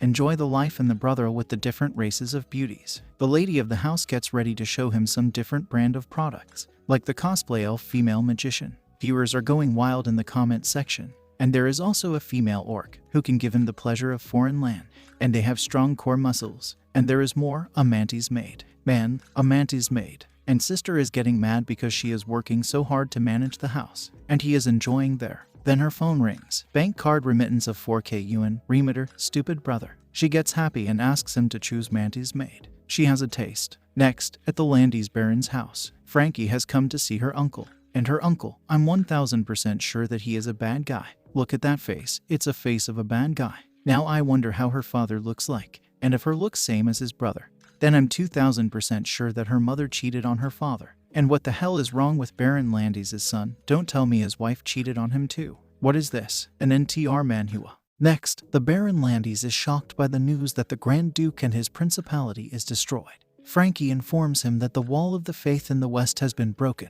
and the evil orcs and the heartless knights are raging. She asks him to send some troops there to sweep away the enemies, and also notify the king to send troops to suppress them. But the Baron is in no hurry and asks her to rest well in his mansion and stay with his son to get close with him. That bastard son of his jumps at her and grabs her thick thigh, asks her to marry him. You filthy creature, get your hands off her thigh. Uncle also tells her to take advantage of this time and get married with his son, and decide the title of the Grand Duke. But she doesn't want to marry. She pushes that filthy creature away, saying that the Western territory is about to fall, and the matter of title should be decided by the Senate of the kingdom's nobles. Uncle starts to get mad for not listening to him. He orders his guard to arrest that woman. But she is no ordinary woman. She is a mage and a daughter of the Grand Duke. The Baron just realizes that she is a mage and gets shocked. Someone rings an eye bell. Something starts to happen to her body, and the evil mark appears in her hand again. She falls on her knees, and the one who made her fall on her knees is a holy cloth bishop, Morco. He tells Baron to arrange the marriage for her and his son in next few days, so that the Duke's title will fall to him. Frankie asks the bishop why is he doing this, and his holy cloth sect is one of the Orthodox religions. Why are they doing something like this? Morco tells her that she doesn't know what the holy cloth cult actually teaches their members, and they get this robe that he is wearing by sacrificing people, just like the man who sacrificed her father's principality. This brings back some bad memories to Frankie. She asks Morco what is his relationship with that man. However, Morco doesn't need to answer her anything and gets ready to wrap her in a cloth, the cloth of God's skin, and from now on, she will become one of his sisters. In her last moment, she calls her lord to come and save her. Baron Landis then informs Morco that she came into the city with a group of mercenary. Morco gets ready to deal with that mercenary. He will send the best execution team to deal with that mercenary, the non-execution team. Next, in the city light church, Teresa is praying to her God. The father of the church comes to her asking her where she came from. She tells him that she is a hermit. She asks him why the condition of the church is not good, and they don't have any people praying there. The father informs her that the Holy Church doesn't care much about the churches in the West. They doesn't even send bishop there anymore, and the highest position there is him. He also informs her that the strongest sect there is the Saint Cloth cult. Their bishop controls the city and noble. And they also have a special team called non-execution team led by their executioner Sister Moral. And whoever tries to defies them, they gets punished by Sister Moral. The name Sister Moral surprised Teresa. She leaves the church, and this name Moral, she remembers it. More than 10 years ago, a young nun came to her place on a pilgrimage, and she personally baptized her. She was Sister Moral. At that time, she swore to protect the world. Teresa comes outside of the church, and people outside are shouting, "Nun is here." Teresa notices a smell of the holy incense. Seeing the sister nun, people on the street are going crazy for her, and they are talking about the nun who is in a palanquin carrying by some big muscle guys. And she is Sister Moral. Teresa is shocked to see her like that and wonders what happened to her and where is she going with her execution squad. Next, in the brothel, Lai Zuo is enjoying his time of his life. Someone passes a glass of beer to him. The lady of the house tells him that the handsome guy brought him that glass of wine. It is a big guy with a scar on his face, and he bought that wine for Lai Zuo because he thinks they are the same. Outside the brothel, the Minotaur is guarding the carriage as his leader asked him to do. Someone comes there asking who is the leader of the cultivation mercenary group, and that someone are the people of the Holy Cloth cult. And they have come by the order of the bishop to execute the leader of the cultivation mercenary group. Minotaur gets ready to beat their asses for saying something like that. And if they want his leader's head, they will have to step over his dead body first. He activates his berserk mode that he learned from his father when he was still a kid at that time. Father told him that when he can go berserk independently without relying on a shaman, he can then become a true warrior of their tribe. And by the looks of his father, I think his father is a leader of the tribe. Now that Bloody Hoof has activated his berserk mode, he is on full rampage, like Chopper when he turned into the giant Chopper. Inside the brothel, Lai Zuo notices something. Minotaur comes inside the brothel flying. What happened to his berserk mode? Half an hour ago, inside the brothel, the two brothers are enjoying themselves, and they got close because they have the same taste. And this new brother of Lai Zuo also told him an interesting story of his which made them become even closer. And his story goes like this. He once sneaked into a Tauren's house for a mission. It was a very difficult mission, and kissed the ass of his luck. The lady of the Tauren's house came back before the time she was supposed to come, and he got caught by her. He got no choice but to kill her. This shocked Lai Zuo that he killed that lady Tauren. Yes, he killed her in her bed. That night was the best night of his life. And Lai Zuo is mad. He thought that his brother actually killed her. But in fact, he only stabbed her with his little brother Excalibur. But then something unexpected happened. Her husband found him doing that to his wife. At this point, his brother got no choice but to kill the husband. Lai Zuo is shocked that his brother killed the husband in front of his wife. And yeah, he killed them both in the bed. They have threesome. Lai Zuo is mad because he actually thought that his brother killed her husband. Wait, his brother got it from behind. Man, he survived that Minotaur rod that penetrated him from behind. And brother thinks that they are same because Lai Zuo has a Tauren in his team. Lai Zuo tells him that the Tauren outside is just his comrade. They don't kill each other in bed like he did with that Tauren husband and wife. And this was the time when Bloody Hoof comes inside the brothel, not from the door but from the wall. And the nun also comes inside saying that by the order of the bishop, Lai Zuo is to execute on the spot. Lai Zuo is shocked like what the heck just happened. Lady of the house tells them to take their fight outside. And brother is confused if his brother Lai Zuo did something that provoked the Orthodox execution team. Lai Zuo is also confused. All he knows is that Frankie went to meet her uncle, and now the church has come to him. He is worried if something happened to her. He asks Bloodhoof if he is fine. He is fine, however, the foot of some guy is on his face. The big muscle guy hits him with the wheel of the carriage. Since situation has become like this, and they are brothers, his brother gets ready to help him. And the opponent they are facing are the people of the Holy Church. Brother gets ready to clean his weapon before fighting them. Clean them with anti-holy potion. Sister Moral orders her men to kill them, but brother is still busy cleaning his sword. Lai Zuo tells him that before he finished cleaning, they will be killed. But brother doesn't want to take risk. They are fighting with the church. He has to clean his weapon, or his weapon won't do any damage to them. Lai Zuo realizes that if he relies on his brother, they will get killed before his sword gets clean. Seeing Lai Zuo trying to resist, the muscle man asks his men to finish him on the spot. The system triggers a mission for him. He releases his sword. His sword cuts all of the muscle guy's head. Lady of the house is shocked to see that he actually killed the people of the Holy Cloth cult. She wonders what kind of support he has to go against that terrible church. The Triangle Man calls Sister Moral to show Lai Zuo the glory of the Cloth God. Sister Moral takes off her robe and she is an advanced level 2. And now that she has taken off her robe, it only means death of her opponent. Even though she is not thick like Teresa, but she is still thick in her own ways. Brother has finished oiling his sword. He gets ready to fight, but all the males have disappeared and only a nun is there. and this is bad for him. He gets ready to reapply the oil that increases the damage to the female nun. He gets ready to oil his sword. Lai Zuo is shocked that his title of oiler truly lives up to his name. Moral comes at him with her big weapon. Lai Zuo also gets ready with his ninjutsu. The swords come straight at Moral's curvy body. However, she manages to dodge it. She is shocked to see this new technique that can actually control sword. Lai Zuo attacks her with his sword, but she manages to dodge all his attacks. Lai Zuo is surprised she actually managed to dodge all his sword attacks. But she has suffered some damages. Actually, her clothes has suffered some damages. And seeing that damaged clothes of hers, viewers are going crazy about it. She gets ready to get serious and asks the holy cloth to give her the strength. She then transformed into a beautiful, sexy succubus, and her level has increased to extraordinary first level. Back in the earth, a guy is doing the live stream of a game, and he has already gained some popularity in that field. He has many viewers watching his gameplay. Then his friend informs him that the number of the people in the game live broadcast room next door has suddenly increased. Even their broadcast room has been affected. The guy checks this new game, and he is surprised to see the game. He is surprised to see such a beauty as a villain. Man, did she got little thicker after changing into that form. She gets ready to start the second round, and viewers are going wild about her. She charges toward him with her big weapon, but Lai Zuo blocks her attack. He notices that her level is much higher than his. It's a bit difficult for him to use the magic sword now. He calls his brother Witcher to come over and help him, but he is not finished oiling his sword. Now Lai Zuo is in tough situation. If this goes on, he will have to transform into his dragon form. But his ice beauty is not there to control his fire inside of him.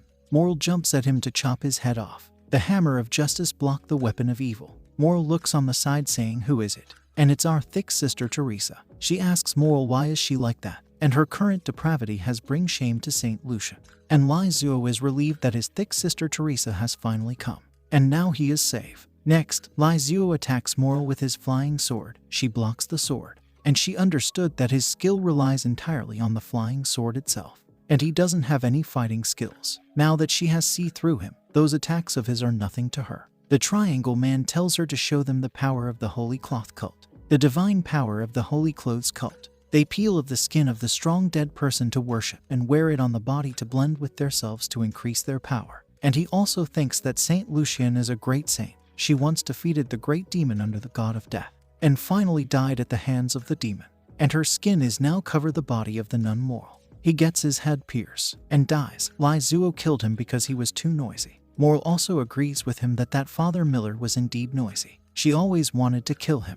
And Teresa nagging her that Saint Lucian will be disgrace, will only bring disgrace to Saint Lucian. She attacks Teresa saying that she has become one with Saint Lucian because she is wearing her skin. The skin of the beautiful Saint Lucian is wrapping around her whole body, as if she is touching her from inside out. She gets touched by a big hand right on her face and slams her on the ground. She is shocked like what the fuck just happened in that blink of an eye. Teresa tells her that Saint Lucian is still alive and she has been deceived. Moral is shocked to hear that, and viewers are happy to see the fight between the nuns. Moral falls back and is shocked to know that the Saint Lucian is still alive and she has been deceived. Then whose skin is she wearing? She jumps off the roof, made a hole and escaped from there. And Brother Witcher has finally cleaned his sword and is ready to chop the enemy. Lai Zuo tells him that he was little slow. Seeing him cleaning his sword like that, everyone has ran away from there. Lai Zuo then notices that his number of viewers has increased so much, and even the number of his fans has increased. Teresa starts to heal Bloody Hoof, and seeing her healing the Bloody Hoof, the viewers are commenting some interesting comment in the comment section. And Lai Zuo is shocked that the nuns are famous than him. And what's more interesting is the fighting of viewers in the comment section. He calls Sister Teresa and tells her to take off her blindfold and reveal her hair and say a few words to him. She does what her Lord said to her, and he told her to say something in a language that she doesn't understand to the viewers off the earth. And this is making the viewers going wild in the comment section.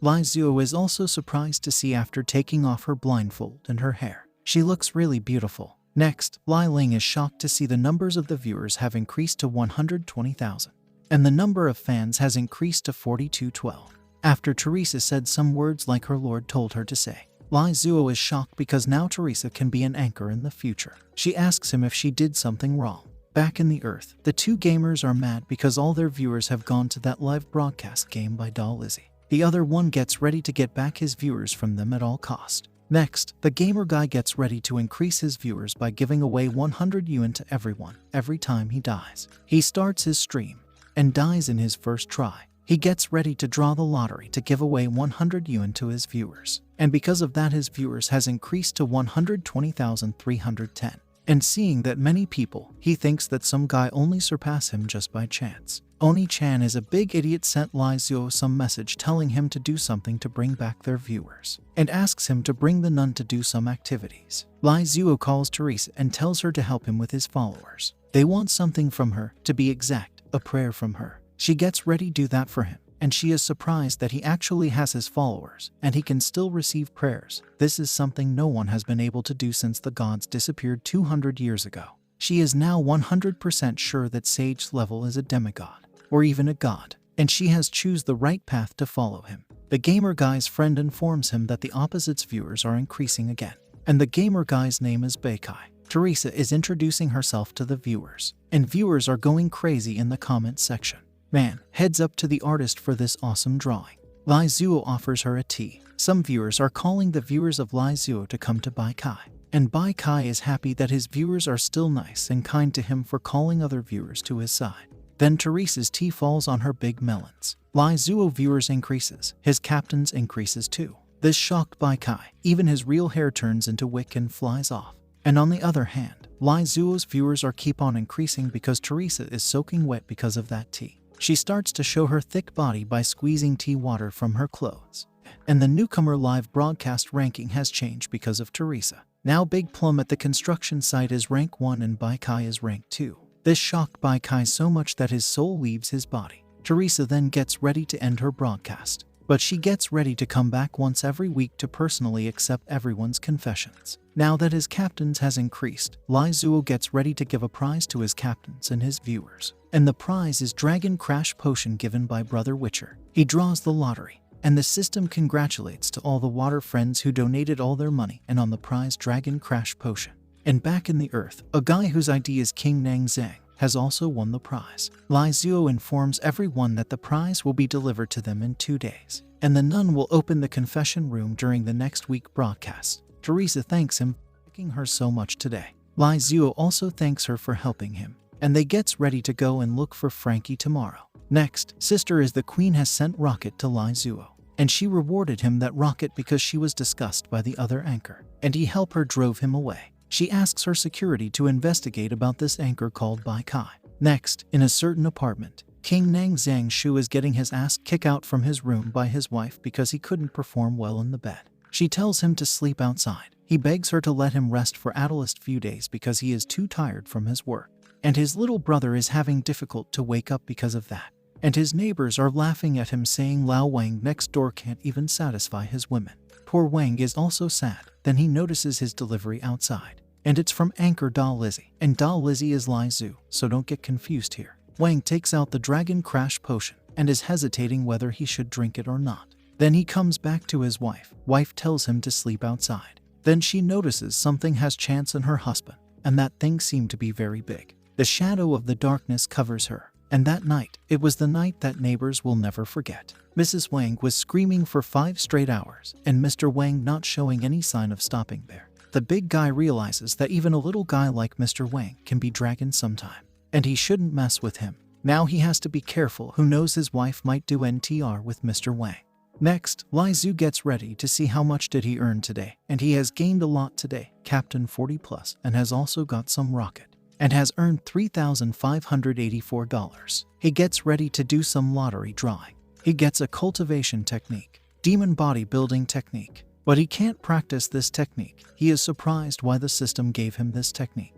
Then he remembers his team member Blood Hoof. He gets ready to give this technique to Bull Demon Bloody Hood. Next, Bloody Hoof is weeping because he lost again. Lai Zuo comes to him to kill him. Bloody Hoof apologizes to him because he disappointed him. And Bloody Hoof thinks that he doesn't deserve to live in such a nice place. He gets ready to live in the stable. Lai Zuo tells him that it's not his fault. He lost because his opponent was strong. Lai Zuo asks him if he likes to get stronger. He immediately answers that he likes to. Lai Zuo gets ready to give him the technique. He also wants to see if the technique will work on Hoof or not. After half an hour of cultivating, Bloody Hoof is still not feeling anything. Hoof tells him that the Tauren can't learn the human techniques, and Lai Zu is finding what is it that's not working. He finds something that the book says the one can use anger to gain enlightenment. Lai Zu tells him to think of the experience of being defeated just now, and think about the reason why he was kicked out of his tribe.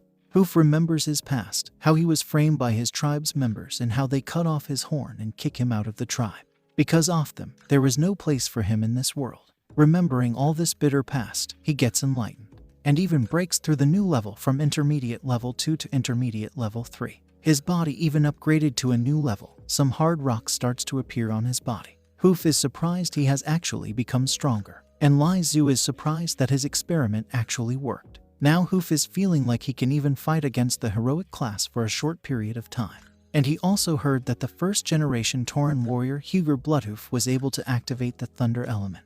He wonders if he can also do that too. He falls to his force and thanks Lai Zu for giving him such an opportunity. And he swears that his body will be Lai Zu's shield. Next day, they gets ready to go to the Baron's house to find Frankie. And Lai Zu is finding it strange because both the elf and Frankie are missing. Teresa tells him that the elf has long lifespan and are relatively slow in doing things, so he doesn't need to worry about her. They notices a group of people in front of them, and a man is telling them that today is a big day for Baron in the Holy Cloth Cult, because Baron's son is getting married and the Holy Cloth Cult is giving the god's skin to everyone.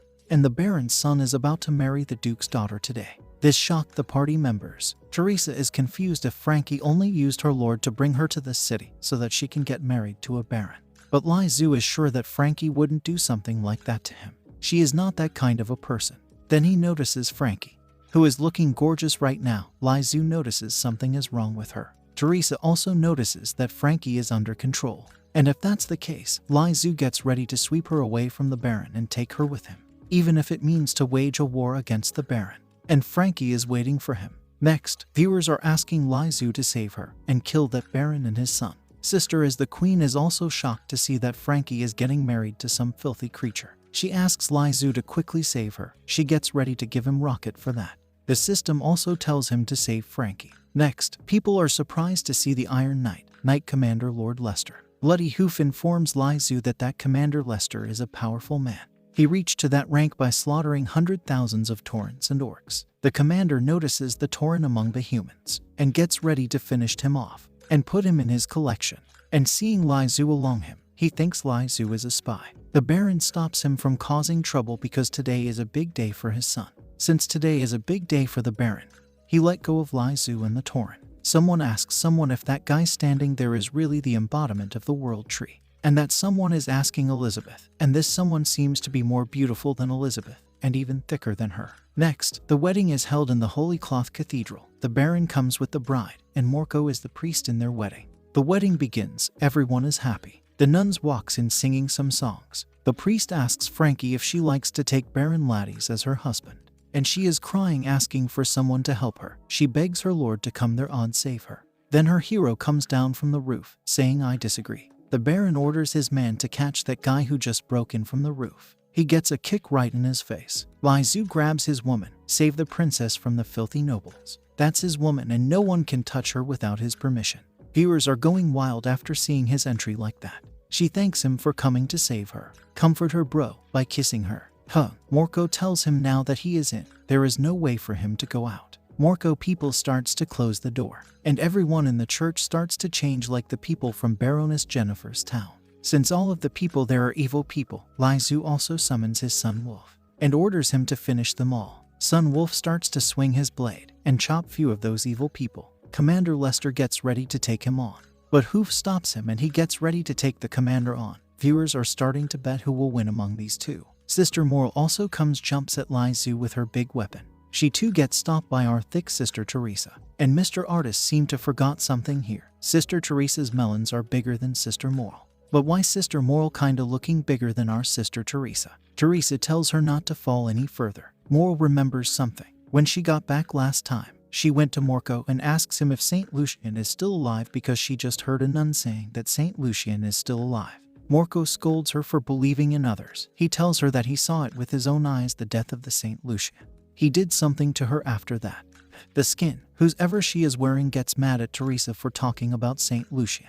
She changes into her sexy demon form and gets ready to kill Teresa, and unleashes the full potential of her weapon, which then grows into a very big one. Teresa's sense of demonic power coming from that weapon. She wonders if the Holy Cloth cult is colluding with the devil. Morko informs them that that sickle is the sacred weapon of their religion, demon-slaying scythe, and rumor has it that it become what it is now after slaying hundreds of demons. And it also has its own face. Mole gets ready to finish Teresa with that big weapon of hers. Mole attacks her with full force of her weapon. Lai Zhu is getting worried about Teresa because that attack just now was really too powerful. Seeing him open like that, Commander Lester gets ready to finish him up.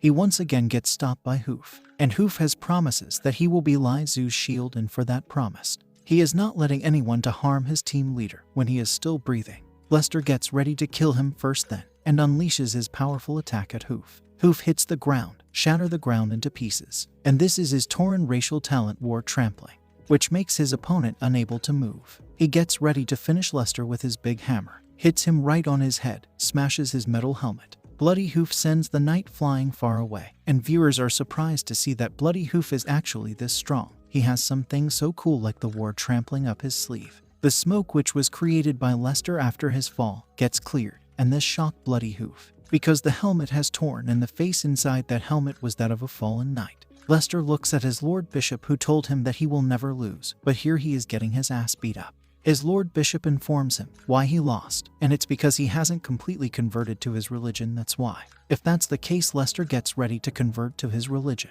Lord Bishop gets ready to turn him and bless him with his holy cloth. The cloth covers Lester, starts to make his stronger, and it's scaring the shit out of Bloody Hoof. Lester completely changed into the holy cloth religion, and has now become a corruption, with tentacles all over his body. Now, ladies, be careful of him. His level has also increased to advanced level 3. Lai Zhuo is also shocked to see him like that. Even the Baron Landy, who still have Lai Zhuo's shoe mark on his face, is shocked to see his Knight Commander like that. Seeing his Knight Commander turning into a corruption, almost pop his eyes. And the Lord Bishop is surprised that Baron Landy still doesn't have intelligence to notice that his Knight Commander has turned into a corruption. And Laddies is shocked that this is the doing of most trusted Lord Bishop. And since the Baron Landys helped the Bishop to deliver the skins to the civilians of the city, he rewards the father and son with his holy cloth. The cloth covers the father and son like a cocoon. And Lai Zhuo is shocked to see what is happening with those father and son. They turned into a corruption, or fallen, and now has become the high-ranking fallen member of the Holy Cloth Nobles. The bishop orders them to capture Lai Zhuo's group to sacrifice to their god. Frankie stops them both with her ice magic and even binds them with it. And now she has stopped them. She asks her Lord Lai Zhuo to finish the big boss, the bishop, who is trying to sacrifice all the people of the city just like they did with her father's principality. However, the Lord Bishop laughs at them because they don't have the power to stop his sacrifice plan. Then he gets hit by an arrow. Okay, our elf waifu have come. And she is not alone. She has come with another hot elf babe. They have nice back. They must be doing different types of squads to get that nice back. And the other elf with Alina, her name is Elodie Morrowind. And she is the leader of the Sword of Morrowing. And she is at extraordinary level 2. And she has been ordered to arrest the bishop. Bishop seems to know her family, and is shocked to see a Morrowind there. And Elodie came to that city after she received a tip from someone, who revealed that the bishop wants to sacrifice the people of the city. That's why she and her party have come there to stop him. And in this party of hers, there are 4 people there. A mercenary branch president, Luke Brown Bear, who is at the extraordinary 1st level. And another hot babe, whose name is Finity, the president of the warlock branch, extraordinary level 2. And an old man, who seems like he is in his deathbed. But we shouldn't judge a book by its cover. And he is the president of the mage branch. His name is Star Mage Udolph, extraordinary level 3rd. And lastly, the elder druid of the Ring of Thorns. And Elodie has gathered them to stop the bishop who is trying to sacrifice the people of that city. And she gets ready to stop him no matter what, because they are not going to let this city be destroyed like the dukedom of Francia. With her order, they activates the magic circle which covers the entire city to stop the sacrifice. And this circle have also suppressed the bishop. Elodie tells him to surrender, now that he has been suppressed by the magic circle. He can't do a thing now. But that little circle is not stopping the bishop. He informs them that he was not offering sacrifices to the god of death in the abyss, and something is growing from his face. The bishop informs them all that they all have fallen in his trap. This surprised the 2 sisters, thinking what that bishop mean by that. Whatever he meant, Lai Zhuo doesn't care about it at all. He charges toward the bishop with his sword, who is in hit right now because its master is holding it, and is about to pour his energy in it. But before Lai Zuo could pour his energy in it and strike down that bishop, Sister Moral stopped them. And now she has caught him. She gets ready to finish him up, and Lai Zuo is also thinking that he is done now, because her level is way higher than his. But that's not going to stop him. He gets ready to finger her. What the fuck, bro? What are you going to do with that 2 fingers of yours? Are you trying to finish her? Climax her? However, he used those fingers of his to call his sword, which then pierces through the bishop's chest. This shocked Moral, and she let go of Lai Zuo. But that sword was not enough to kill the bishop, because he is a person who has been blessed by the holy cloth god, or the god of death. He knew something like this would happen. That's why he spread the news that he will sacrifice the people to the god of death. And with this news, the masters like Elodie and her party will scattered everywhere to form a magic circle, and will be unable to gather together to stop him. However, Elodie is sure that with the magic circle, the bishop will not be able to make a sacrifice to the evil gods in Abyss. And like she said, he is not sacrificing to the evil gods of Abyss. And the clothes he distributed to all the people in the city, as long as they put on those clothes, he can sacrifice them anytime. And he is not offering these sacrifices to the god of death. He tells them all to look up. The 2 sisters get shocked to see that the sun has darkened. The people in the streets are shocked to the sun, which has suddenly become darker. And the sky has also turned red. Viewers are shocked to see solar eclipse in the live broadcast room. Frankie notices what that thing is. She informs everyone that that's the most special evil god among the 3 evil gods, the Ajola. Now the sun has turned into some kind of a thing, which has a butthole in it. Oh man, jokes aside, Lai Zuo asks Frankie about that thing, because she is the only one in this manhwa who is intelligent, and she knows everything about that world. And she has all the information about that world. She informs him about this Ajola, that in the ancient empire, the people worshipped and offered sacrifices to the sun. And one day, a meteorite fell from the sky and landed in the emperor. The priest Ajola obtained that meteorite and found an evil way to become a god from the meteorite.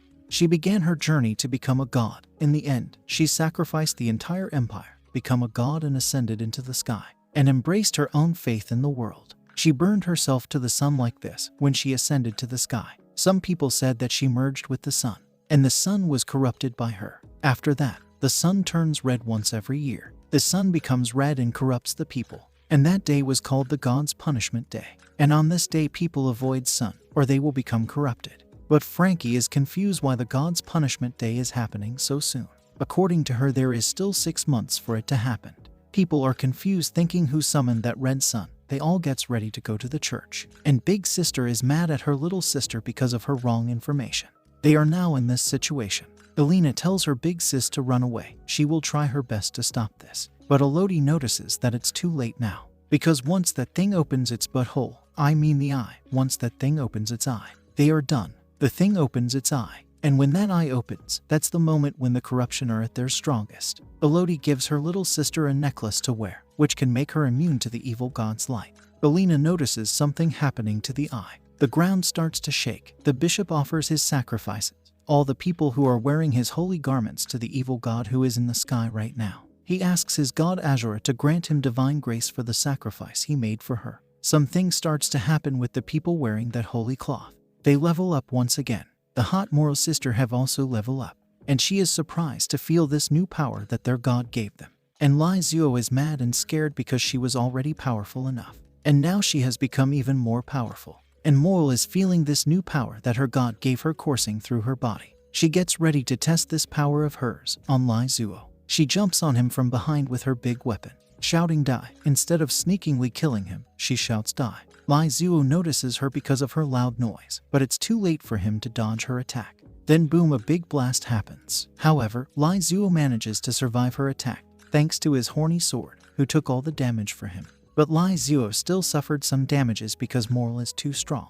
And Moral is shocked to see that Lai Zuo survived her attack, she who is way stronger than him in terms of strength and levels. Then she notices the sword he is holding. Now she understood why he survived that attack of hers, it because of his sword. Otherwise, he would have been dead by her one strike. And now Lai Zuo is having hard time because that nun was already powerful, and now she has become more powerful. And what's more, she is not even the boss. There is still the final boss, the bishop. Next, the corruption Lester gets ready to take care of the bull, who beat him earlier. And now that he has become strong, he is sure that he can kill that bull with his one attack. He jumps at Bloodhoof with his big sword. Bloodhoof remembers his father or whoever he is, and is saying to Bloodhoof that he has been expelled from the tribe. Then he remembers his leader, who welcomed him in his group, even though he was exiled and his horns were cut off. Something awakens inside him once again. Lester's attack landed on him. Then Lester gets shocked to see Bloodhoof has changed into some kind of monster just like him. Hoof have activate the rock form of his, and now his body is covered in rocks, and thanks to those rocks, he blocked that attack of Lester's. And not only his body, even his hammer has changed its form. He swings his big hammer at Lester, then boom, a big blast happens once again. And viewers are surprised to see that their brother Bull has become stronger again. However, even with that strong attack, Lester is still fine. But now he is getting scared because he didn't think that the bull will become stronger and will be able to smash the body that is given to him by his god with one blow. Lai Zuo, while coughing, praises Hoof for doing a job well done. Moral comes from behind, saying he should be worried about himself instead of praising another, because he is going to die by her hands. Lai Zuo then gets a message from someone, and it's from Feeding Group, who informs him on how to defeat that nun. He has to equip or learn some skills to defeat her. Lai Zuo informs him that this is not a game. Feeding Group is like, okay if you say so. Feeding Group informs him how he should have fought with those bad people. He has Bloodhoof, who can be a tanker for them instead of letting him fight alone. And Teresa can be an attacker, and Frankie a long-range attacker. With that type of team formation, they could have defeated the boss long ago. And Feeding Group have also observed Lai Zuo's strength and his skills, which are very powerful, allowing him to fight against mid-level monsters. And paired with a magic sword, he can even resist a high-level monster like the Baron. And his flying sword can even damage the Valkyrie. Although the flying sword was blocked by the moral nun, it was only natural because Lai Zuo's spiritual power is exhausted. So Feeding Group is sure that if Lai Zuo's spiritual power is restored, he can finish Moral with his flying sword. Historian also thinks that Feeding Group has a point, and so Sister is the queen. She wants him to quickly finish those bad guys and saved his heroine Frankie. Oni-chan is a big fool, also thinks Feeding Group idea may work. Lai Zuo thanks his viewers for reminding him something. He apologizes to them for disappointing them. And to restore his spiritual energy, he has something called the Gum Gum fruit. After eating the Gum Gum fruit, his spiritual energy gets replenished. Now his sword has become hard and powerful again. His sword pierces through Moral's chest, and why the fuck is that thing blocking such an amazing view? Next, Lai Zuo notices that Frankie is having difficult to block those father and son. And that thing once again is blocking an amazing view of Frankie's back. Lai Zuo asks Bloodhoof to help Frankie. Bloodhoof stops the fat father of the skinny son. Lai Zuo gets ready to restore his HP and MP by eating some Gum Gum fruit. Moral gets ready to stop him from doing that and throws her big weapon at him. It comes straight at Lai Zuo, and Lai Zuo is having difficult to dodge it, and bang, our thick wife Teresa comes in and blocks that weapon with her single hand. She can crush a head with those thighs of hers for sure. Viewers are happy to see Teresa, and Moral is shocked to see her. Moral calls her Saint Lucian for some reason. Maybe because she looks like Saint Lucian because of her silver hair and eyes. But even if she is Saint Lucian, Moral gets ready to beat her because she thinks she has become more powerful than Saint Lucian. And some veins starts to pop out from her face. Teresa informs everyone to be careful of the sun because it's corrupting everyone. The people in the church has started to change into corruption. Even Elodie has turned into one. Moral attacks Teresa with her big weapon. Teresa opens her eyes, saying, Moral, you have disappointed me. The light from her eyes burns away the evil from the land. Teresa gets ready to heal everyone with her light. Even a halo appears behind her. Her bright light heals the people who turned into corruption. Her light even heals Lai Zuo's injuries. Not only inside the church, her bright light even shines so bright outside the church, healing everyone there. The bishop is shocked to see that she is the silver-eyed virgin. He orders his minions to kill her for him, and she has no attack power, so it will be easy for them. Bro doesn't know that she has a big hammer, which can even smash Thanos' head in one fell swoop. Bloodhoof gets ready to stop them with his ward tramples. He manages to hold Lester, but the son and father can fly, so his ward tramples didn't work against them. Skeleton gets ready to stop them, but he is also not sure if he can because the father and son are stronger now. Lai Zuo calls his brother Witcher, shouting, how long does it take you to apply your oil? Witcher jumps from the window and cuts the son down with his oil sword. Don't tell me this man was oiling his sword all this time. A big mouth monster tries to jump at him, or is it the big fat father of that skinny son? Whoever is it, Brother Witcher burns it with his fire. Lai Zuo comes to him asking if he was going back and forth outside the church just to change the sword oil. And yes, he did that, and to solve that problem, He applied all kinds of sword oils to each section of his sword, so when he encounters a corresponding monsters, he will use that part of his sword to slash them. Moral gets up once again, and it seems like the bright light from Teresa's eyes hadn't killed her yet. And now she thinks she has surpassed Lady St. Lucian and become a god, because that light didn't do anything to her. Teresa tells Lai Zuo to leave Moral for her, and he can focus on that bishop. She gets ready to help him with her light. Lai Zuo, his brother Witcher, and Skelly charges toward the bishop. But Bishop doesn't think that Lai Zuo have a chance against him. He changes into his true form, the Red Sun Bishop, Hero Level 1. And seeing that the streamer boy who lost his viewers to Lai Zuo streaming gets an idea. On the other hand, Lai Zuo also transformed himself into his dragon form to fight with that boss level monster. And now the both parties are ready, one to start his idea to get more viewers and other one to stop the bishop. And thank you guys for watching. If you enjoyed it, then please do 1K likes for next part. Also like and subscribe for more. And watch this video here.